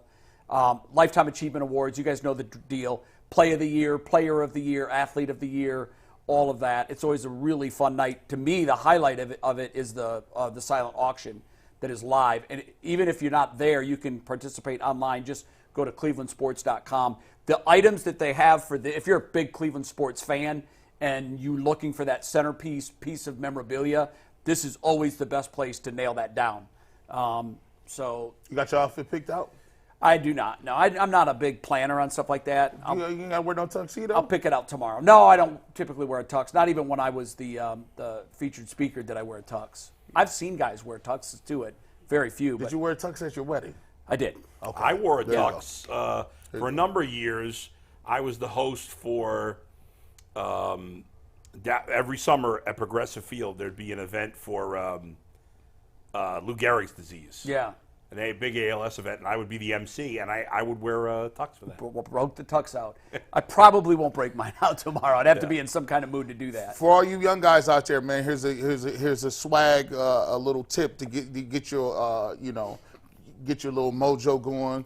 Make sure that you turn it into a man, get you some attention. Suit Saturdays. Here's what you do: you put you a suit on, maybe a blazer. You go someplace. You hang out, you know what I'm saying? Maybe go sit down and have a meal by yourself, but make sure you keep your suit on. Get your suit. And watch how many people will treat you differently. Yeah, well, that's a fact. That's a fact. Yeah. They'll be like, oh, who is this guy? It just shows that you plugged in even on the weekends. Yeah. So just like the guys, body ink, people will treat you differently. Yeah. Hairstyle, dress. Yeah. It's your calling card. Yeah. First thing that they see about you. So yesterday we saw the Ravens, actually Saturday, we saw the Ravens handily take care of the Houston Texans. Before we talk about the other playoff matchups, I want to talk about Baltimore versus Houston and how it made you reflect on what happened the previous Saturday when Houston beat the Browns. Do you feel better or worse about the Browns' loss against Houston in terms of who Houston was as a team and how the Browns performed, seeing how they competed against the 1-seed Baltimore Ravens? G, you want to start? I don't feel any different, sorry. I don't feel any different because it's not the same set of circumstances. The Ravens were at home, and the Texans were having to play in cold weather as opposed to the Texans being at home. I mean, I did think, wow, this Ravens defense looks way better than the Browns defense. And I was like, I think the Ravens defense maybe is more legit than the Browns. But it didn't make me feel any better or worse about the Browns losing to the Texans. What it made me do is I woke up a little bit. So first of all, I think one of the biggest factors in the playoffs is home field advantage. Mm-hmm. You watch those teams that get an opportunity to play in front of their crowds during home field advantage. They're a different team. You just get it adds so much more. And so that means during the regular season, the teams that keep the pedal to the metal. The teams that can consistently put those games up, they want home field advantage. And you can see that it's a really big advantage to get home field advantage. Second of all, too, I look at the Ravens and I look at the Texans. What I've started to look at is I'm looking at the roster, and the Browns, to a certain extent, are going to have to overdo it at certain places. Because when you start getting down to these teams right here, you start to see the playmakers. And you start to see the guys that, everything is considered equal, all things being equal. But then you start to see the playmakers making plays, the guys that are special. And I think sometimes we get enamored with the fact that we believe that your quarterback, we lean on it. Hey, your quarterback has to make people better. The quarterback, yes, that is true. But when you're playing with another franchise quarterback, or you playing against the guys like the Ravens, or you playing against Patrick Mahomes, you got to have multiple people to give to your quarterback that you can consistently compete. G, I don't disagree with your premise. However, I would argue that Amari Cooper is better than any wide receiver on the Ravens or the Chiefs. And Nick Chubb is better than any running back on the Ravens or the Chiefs. Well, I will say that Nick Chubb was hurt. Now, Amari Cooper, I like Amari Cooper, He's right? better than anybody that either of these teams have at wide receiver. But what I say is for terms of skill set. Amari Cooper is not a guy that's going to take the top off something. When you see Zay Flowers, when you see the speed that even Lamar Jackson is running at, when you still see that's Lamar. I can't. Where did likely come from, right? So you got Mark Andrews, and you had Likely on that I know, roster. but the point is, neither the Ravens nor the Chiefs are loaded at the skill positions. They're not loaded. There's better teams than those they're teams. substantially better at quarterback, and that's the biggest position. Yes, but okay. So that's why you got to get guys that make your quarterback. See, if you get better weapons, you get better materials. Well, look how much better Lamar looks when they gave him Zay Flowers, and they gave him pieces. But to be fair to Lamar, now Lamar had, everybody's killing teams that didn't sign, and team like the Falcons should. Now, ultimately, I think the Ravens would. People are killing teams like the Falcons for not offering Lamar a contract. I think the Ravens would have matched anything that he was offered, clearly, because they eventually offered him a lot of money. However, Lamar was coming off 2 kind of down seasons. He wasn't terrible, but they were a little down. But Lamar still won an MVP with nobody 3 years ago or 4 years ago. But they did invest their first-round draft pick in a receiver, and he became their number 1 receiver this year. I know, but that's fair. But you can't, the Ravens and Chiefs are not loaded with skill position talent. Their quarterbacks have been great. They elevate other guys. You're saying we need other guys to elevate our quarterback. So we thought it's incumbent upon the quarterback to raise the level of play of those around him. We thought Deshaun Watson was a quarterback that could raise the level of play. And he hasn't yet. And he hasn't to this point in Cleveland. So as the GM, what you got to say is, we expected him to be able to elevate. If we got questions about that, now we have to elevate around. Well, but here's the problem with that, because we've got a beautiful experiment with the control, and the control is Joe Flacco. And with Joe Flacco, Amari Cooper and David Njoku looked as good as we've seen them. They shine. They've looked as good as we've seen them. Yeah, I mean, I think Amari Cooper, to me, it's especially Njoku. But I mean, Amari Cooper had a 260, set a franchise record in a single game. I hear you, but I think Amari Cooper was still excellent with everybody. He was, but he was at his best with Joe. Really blew up with Joe. Right, but I'm saying the control in this experiment is, because you're absolutely right. I've looked at the skills positions players that Kansas City had. I've said all year, they don't scare me. They don't scare me. They don't scare me. All of a sudden, when the playoffs come, we haven't even given enough flowers to what Patrick Mahomes has done historically. For reference, he is in his 6th season. He has already won his 12th playoff game. 13th. 13th now. To get to 12, it took Peyton Manning 17 years.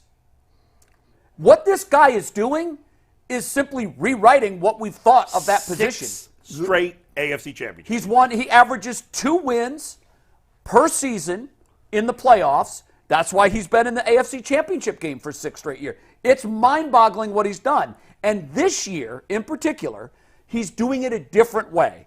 Their defense is tremendous. They were rattling off some stats about that Kansas City defense during the game last night. And with each stat, I kept saying, oh, my God, nobody has scored 24. Oh, my God, nobody has given up, had 400 yards. Their defense was good yesterday, but it wasn't amazing. It's always good. But this year, they added that as a major tool. Yes, as a way to win games. Better than they are running the ball better. Pacheco he still has played great in the playoffs. Especially in the playoffs, boom, he goes up here. So I just want to see him, I want to see Deshaun Watson elevate the play of those around him. But I've come to the conclusion that Deshaun Watson ain't him.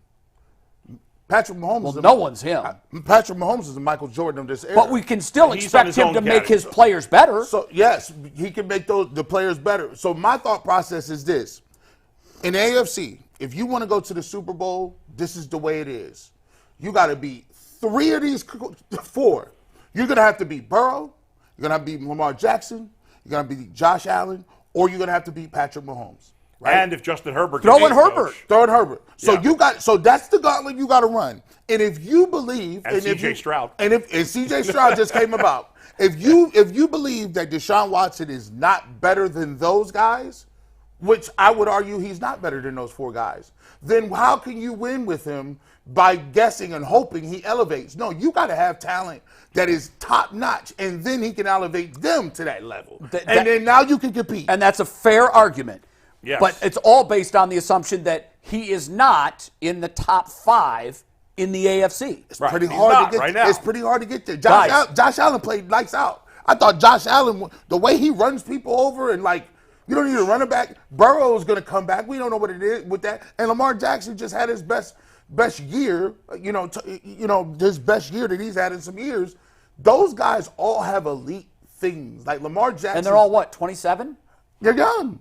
So yeah. So none of them are going to age out in the next 3 years. No. So it's like Magic Bird and playing against Magic Bird, Isaiah Thomas and the Pistons, and Michael Jordan. If you're the Cavs, hey, I know Mark Price is pretty good. He ain't better than Isaiah Thomas. Hey, I know Larry Nance and those guys. He ain't Scottie Pippen. And you consistently got to go through all them teams just to get to the championship. And it's like, yes, that was a good squad, but there's levels to it. And Mahomes shows you its levels. The Browns have to. Especially the Chiefs. Now, Lamar may be a different story. He's still got a lot to prove in the playoffs. Certainly. He does. But, this was supposed to be the down year for the Chiefs. Yeah. That's what I'm saying. Well, Bo, I want to cut you off. Yeah, we'll get to the Chiefs in 1 sec. But real quick, better, worse? You said indifferent. Yeah, I'll give my answer. I'm more inclined to go along with him.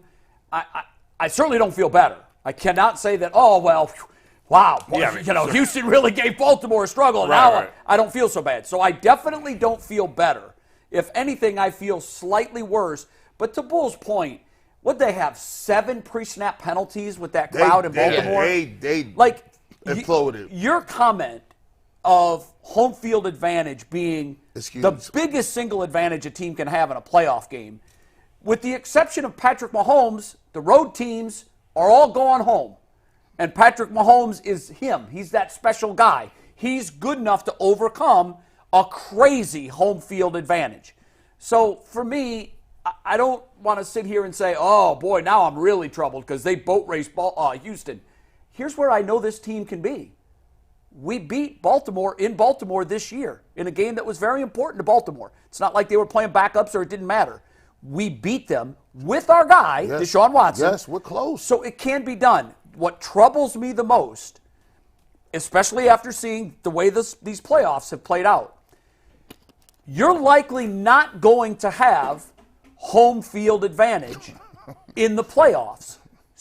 And what was our Achilles heel this year? Of all items this year, it was road games. Outside of the Ravens game. And the defense. Outside of the Ravens game. It wasn't just offense, it was the defense. It was the defense. So for me, when you stack up the evidence like this, Mahomes and Burrow and Allen and this gauntlet of AFC quarterbacks are young and they're not going anywhere, with the fact that this team as constituted is nowhere near a playoff team when they're on the road, that's troubling because they're likely going to have to find a way to be good on the road. That's going to have to change next year. And if you don't got to 3 times, you got it's hard. Teams have done it. But you know what they have to do? Here's what they have to do, or they're always going to be on the road in the playoffs. They have to beat not one of, but both. Yeah, they got to go 4-0. Allen and Jackson in the regular season. Yep. They've got to win the division to secure a 1 home playoff game. Yes, and that is a steep mountain to climb. It is. It is great. Let's start with the rest of the playoff games real quick. And, Ball, I'll let you start on this one. If you're watching, we appreciate it. Make sure you hit the like button, hit the subscribe button. It is totally free. Ball, you can start wherever you want between the 3 other playoff games. If you want to start with Mahomes beating Allen on the road, Baker, we kind of whatever you want. Listen, I think Josh Allen is a hell of a player. And I know he played well yesterday, but he's got to be better. I mean, that's it. He's got to win. He finally had Mahomes in his place. And I thought they threw the. I thought the game plan was terrible. I thought they took him out of his rhythm by running the ball as much as they did. And I know they've been a good running team. You can't just run the ball and beat Patrick Mahomes. You can't win that way. You got to. And Josh Allen, you got to let him cook. And I thought they got him out of rhythm. And that last drive, guys, it was like they didn't know what they wanted to do, whether it was to kill clock or just score. or it's okay if we get a field goal, or we got to get a touchdown. It's like it's like they confused themselves. Was the ghost of last year in their heads? I thought it was. And they showed it in the open to the game. Yeah. I don't want to say I forgot how great it was, but I kind of forgot how great it was. Yeah. They scored what looked like was the touchdown to put them in the Super Bowl. You talk about, by the way, I know that the Browns say we're haxed, we're cursed. No, the Bills are cursed. The Bills are cursed. Oh, yeah. As much as we can feel sorry for ourselves, I'll be sick. This team lost 4 straight Super Bowls. Yeah. One on a missed field goal. That kick last night was like, I know it was. It was like the curse gods went, no. That was crazy. And it's crazy because now, yeah, 30 years later, they've got another Hall of Fame quality quarterback who's built to win in this kind of weather and they can't get over Patrick Mahomes. And their crowd was bananas. Their crowd was great. But as I'm watching it at the end, I'm with you. I'm thinking, what are you doing? Yeah. This is what you last year when you scored and there were 13 seconds left. If they played that final 13 seconds out 1,000 times, I think the Chiefs win once. Right. And they did it. And so I'm wondering, Bull, because I was saying the same thing. What are we doing here? The first objective has to be score the touchdown. Get them out of here. You can't play clock games. No, and you can't play for a field goal. No, you cannot. You know that Mahomes is going to score a touchdown or at least score a field goal. Right. And I just thought they took their foot off the gas. They did. They've got the guy. Right. But they're not using him properly. And then they did. And listen, he missed a couple of throws. He did miss They had a couple of bad drops. But overall, I thought he played well enough to win the game. I'm going to say the biggest thing that stood out to me was Stephon Diggs. Man. I know. What's he doing? Stephon Diggs, you can't have 18, 20 yards. You drop the ball right in your hands, 2 hands. This is a problem when you got smallish receivers that ain't really that fast. Because now, when I knew it was a wrap for him, when they start putting him in an Elijah Moore role in the backfield, giving him tosses and sweet, I said, since when is Stephon Diggs got to get the ball like this? That's because you're not getting no separation. Right. And if you got Josh Allen, I'll be trying to tell y'all, if y'all want to win in this AFC, you got to overdo it. You got Stephon Diggs. Your number one goal should be finding another receiver that's a headliner. Forget all the rest of that stuff. Because if you get 2 guys, now Josh Allen you're in trouble. How about that touchdown throw he made on 4th down to Shakir and the great catch? Yeah. At first, I was like, no way he's inbounds on that. I didn't think he was either. That was a great play, but I just didn't understand. But I thought Allen, on that last play before they tried the field goal, he threw to the end zone. You got to get a first down there. Yeah. Don't go for it all on that play. I see teams do that a lot, and it surprises me. Go to the sticks. Yeah. Move the chains.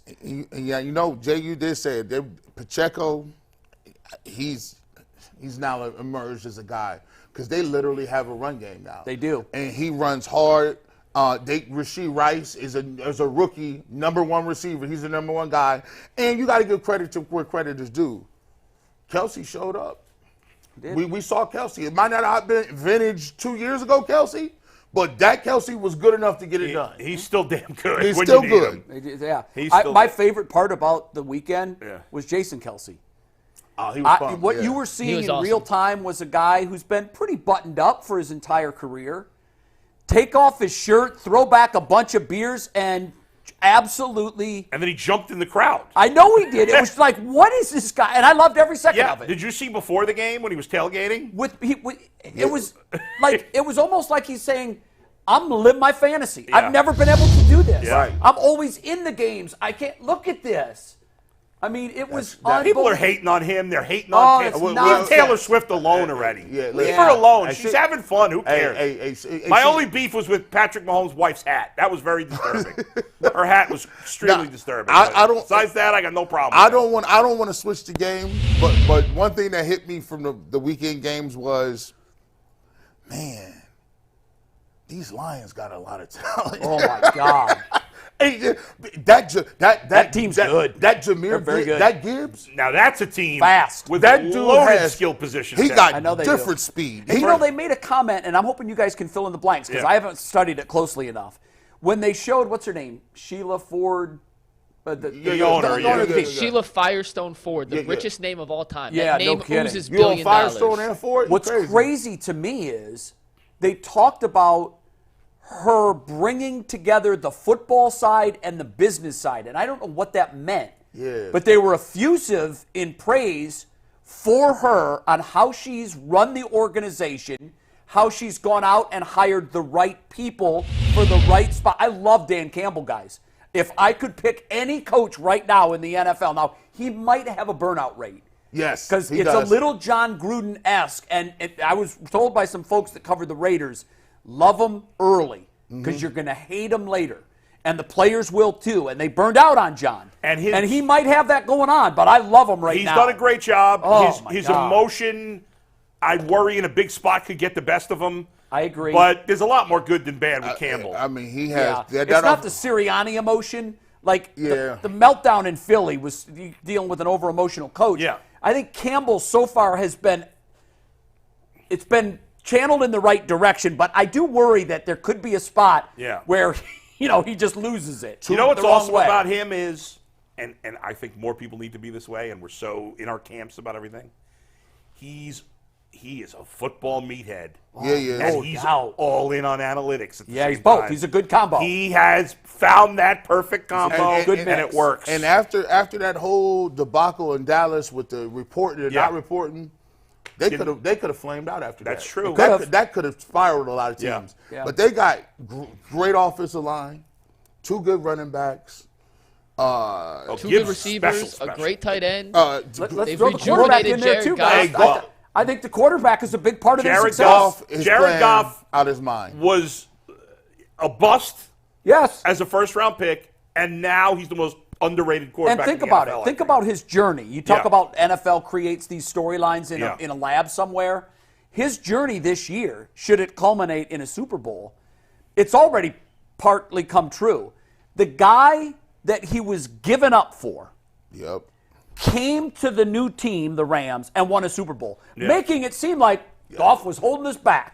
Right. And now you fast forward a couple of years, and although the Rams deserve credit for being back in the cycle that fast, the Rams come to Detroit, and you talk about the ultimate redemption story. Right. I mean, that would be the equivalent of Baker beating the Browns in a Super Bowl. Right. Trent Dilfer beating. Right. He won one for the Ravens, but he won it in Tampa Bay. I think neither team is unhappy with that trade. I think you're right. Well, it worked out well for both teams. Particularly that Detroit's still up here. And I think it goes to show that just sometimes a quarterback and a coach just not the right fit. Yeah, not the right fit. And it's not Jared Goff's a problem not for either one. Just Jared Goff's not a top 5 quarterback, but he's in that second group. He's absolutely cemented in that second group, and he's good enough. Yep. And he's good, and he's not perfect, but he's good. But their skill position talent. Jahmyr Gibbs is one of the most skilled running backs in the league. Fast. He's fantastic. Montgomery is a different type of back. He's a good, solid player. At wide receiver, Amon-Ra St. Brown is fantastic. Yeah. We haven't even mentioned Hutchinson is where is he? Where does he rank now among pass rushers? Yeah, he's because for me, he's not in that top tier, but he's in the second. He's not, but he's breaking that ceiling. He's going to be in it very quickly. He's only not in it because he's not established. And their offensive line is one of the best in the league. Their offensive line's great. Yeah. Their tight end is arguably the best young tight end in the league. I mean, who's ever had this good a rookie season as a tight end? I think it's the best rookie season we've ever seen by a tight end. It's in the top. Bull, his tight end season, Laporta by the numbers, is a top 5 pass catcher rookie season ever. We're not talking tight end. We're talking receivers. Where's Hutchinson ranking sacks, by the way? I think he had 11.5, 9.5. Yeah, he was below 9.5, 11.5. That's a nice jump. Yeah, that's you would expect that progression to continue. Yeah, and their D-line They said is he's good. added that spin move. Yeah. Which he said he added this during the season, which I love. And a lot of his sacks late in the year came off that spin move. Now we get to see him with that spin move for an entire year. Yeah, he's going. So and I give Baker credit. I thought thought Baker. Listen, he threw a bad pick at the end of the game. The first pick was tipped. What are you going to do? Yeah. The second pick was bad throw, but he was in a tough spot, and the guy made a great play. Baker played very well in this game. He overall played well. He missed a few throws like any other quarterback's going to be. Big touchdown to Mike but Evans. Overall, he played well. And there you go. He's going to be a starting quarterback. There was some random Twitter handle saying the Bucs are going to pay him $45 million a year. There's no chance that's true. No, He's just trying to, Baker, I've been trying to get you that 30 for a minute. Is he now back to the 30? I think he could be. Yeah, I mean, he like, I don't want him, I'm not giving him a 5-year deal, but maybe he gets I'd give him a 3-year deal, and I'd give him 3-year deal. close to $80, $90 million. If I'm the Bucs, I'd stick with him. They have said already that they want him back. I don't love Baker. I don't agree. He's definitely not a top 10 quarterback, but he's in the middle. He's a mid-tier quarterback. And if you put a good enough team around him, who knows? I don't trust him in a big spot, but the bottom line is the guy had a good season, and I'm not going to crap on him. Did you see he's any a flawed of his player, but I'm not going to crap on him. His pregame, and I think, by the way, I can disagree with nothing that you just said, other than I do think he's bottom tier in the top 10, just because he was in the top 10 of all the stats this year. But let me ask you this, because when I was watching it, I was thinking, I wonder what Bull says about this. Yeah. I am seeing a different Baker Mayfield off the field. I think he has changed some things. I do think he has, and for all the people that want to kill the Browns, and I think at the time what the Browns did made sense. Obviously, it hasn't worked out on the Watson front. But I don't know if he would have changed had he stayed on the Browns.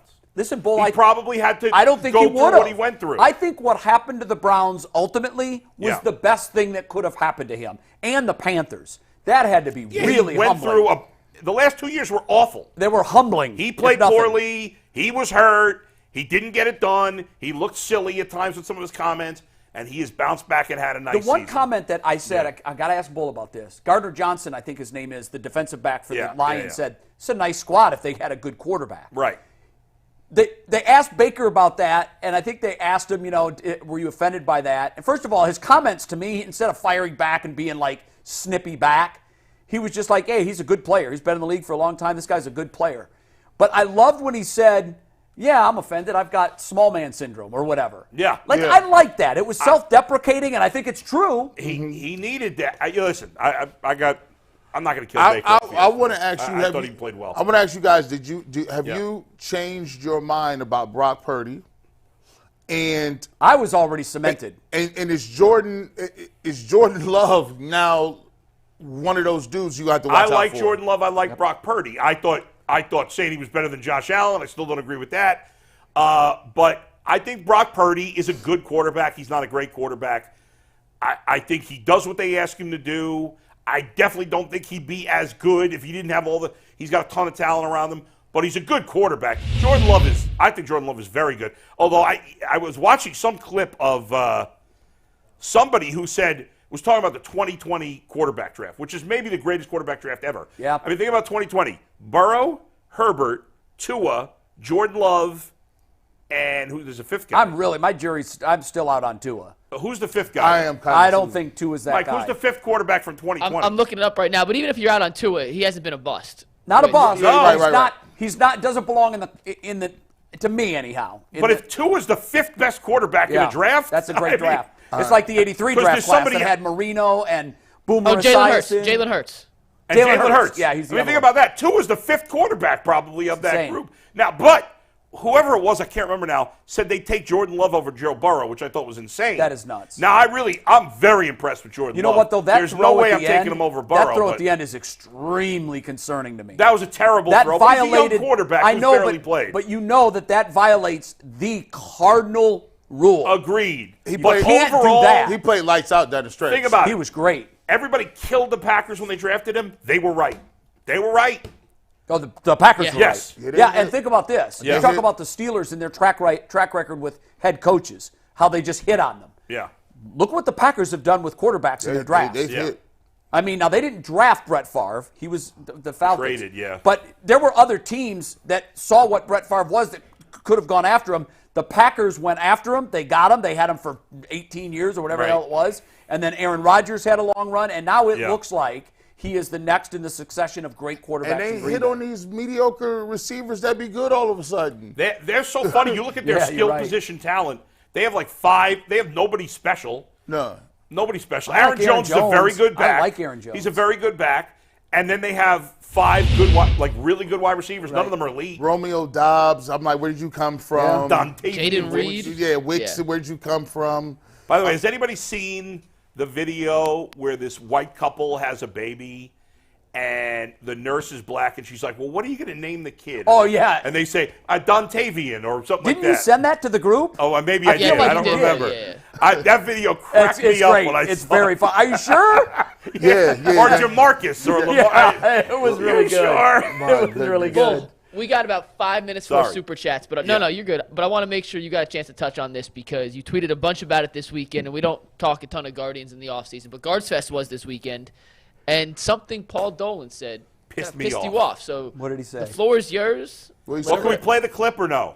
Yeah, we can play the clip, and if you want to get up, it's 2 minutes long though, so Don't play it. So Paul Dolan had this dopey smile on his face, and he's at Guards Fest. He never takes any tough media questions. He just gives his statement. He did answer one question with something about free agency. What are you going to do? Or add some power, adding a power bat. Frankly, I think a lot of our improvement is going to come internally and organically. Which means a rebuild. I mean, what are we doing here? Wow. Do you know how much? Do you know that the Guardians, since signing Edwin Encarnacion 7 years ago, have spent roughly $75 million in free agency in 7 years. And one of the big signings last year they cut. Right, and Zanino. Most of those guys they've signed over the last 7 years Bell, they have traded. not been any good. The Guardians have been a non-factor in free agency. And listen, I think Antonetti and Chernoff deserve some criticism. I think they haven't done as well a job the last couple of years. But overall, the Guardians have had this tremendous front office, and they have no flexibility, nothing whatsoever. And the fact that he says, oh, we're going to do that internally and organically. The last Guardians outfielder to hit 20 home runs just retired, Michael Brantley. And they let him go. Yes. And by the way, I mean, they could have kept him. They should have given them the money. Yes, they should have. Now, he was coming off some injuries, so I understood, but he's played great. Didn't slow him down. 20 home runs is not a high bar, Jay. Not for an outfielder. I'm not saying 30. No. I'm not saying 40. Right. They haven't had a 20 home run guy in a decade in their outfield. What they hit That's combined insane. last year. What their outfielders hit combined last year. They're everyday outfielders. 15, 10. I don't know. I mean, that is crazy. That is an indictment of the biggest proportions. You can't. Nobody's asking the Guardians to lead the league in home runs. I'm not asking that, even though the Tampa Bay Rays, who have a small payroll too, led the league in home runs. By the way, they did it. They went from where the Guardians were. Right. They were like 27th or 28th in home runs, and then they led the league. Is it too much to ask for them to be in the middle of the pack? Is that unfair? With everything, salary, yes, home run production. Come on now. They don't. This is so crazy. If it was a restaurant, they don't pay for promotion. They don't pay for ingredients, better ingredients to elevate the taste of the food. Yeah. They don't pay any chefs. They're using government cheese. Yeah, they're using the sliced cheese that don't melt. You got to put it under the griller.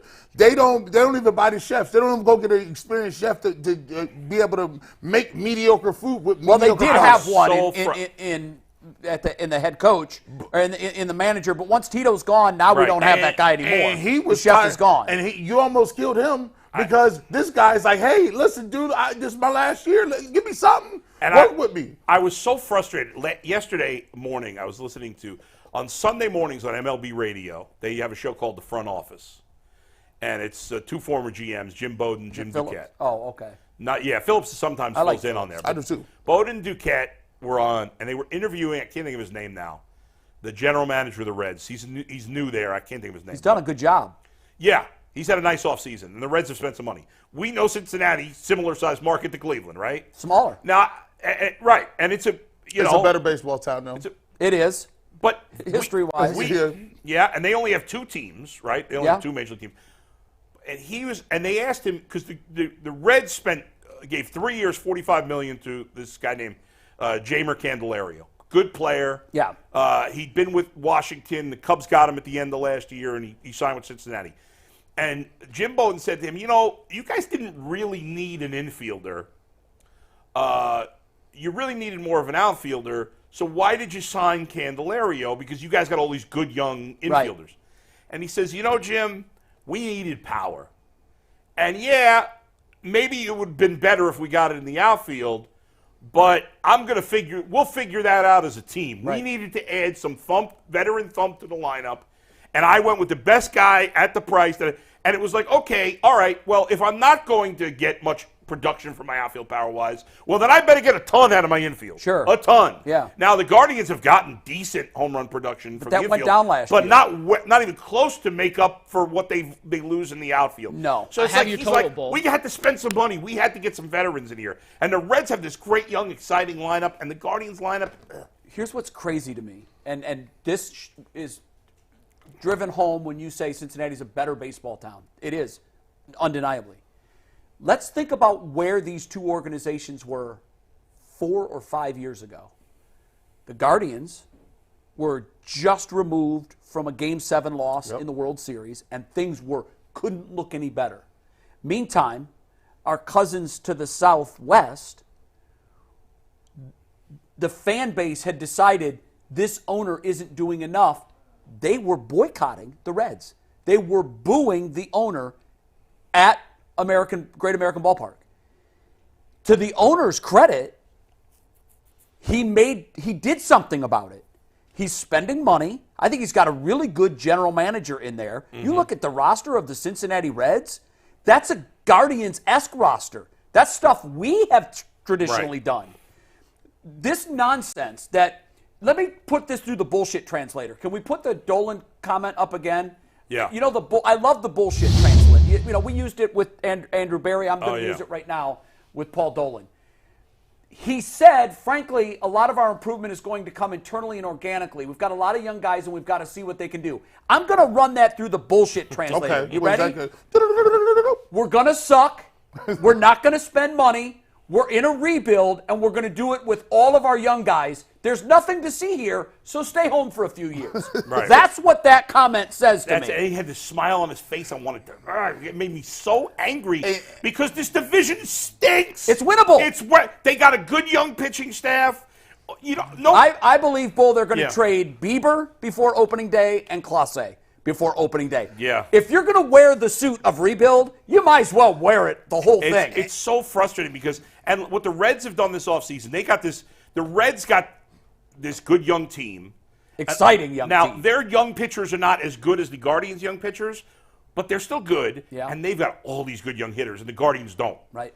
They have some, but their guys have come up to the majors and made an impact. Contributed right away. Right away, where most of the Guardians guys have got a speed element to their team. They certainly do. They're fun to watch. They got position flexibility, and what they did was they went and signed a veteran starter. They didn't sign any one player to the biggest contract was the Candelaria contract, $3 for $45. So they spent a decent amount on him, but that's not crazy. That's not considered a big contract. But they went and signed like 1 year, $20 million on a veteran pitcher because he's like, we got all these young pitchers, we need a veteran there. They added 3 veterans to the bullpen because they got a good young bullpen, but they're like, we need some experienced guys out there.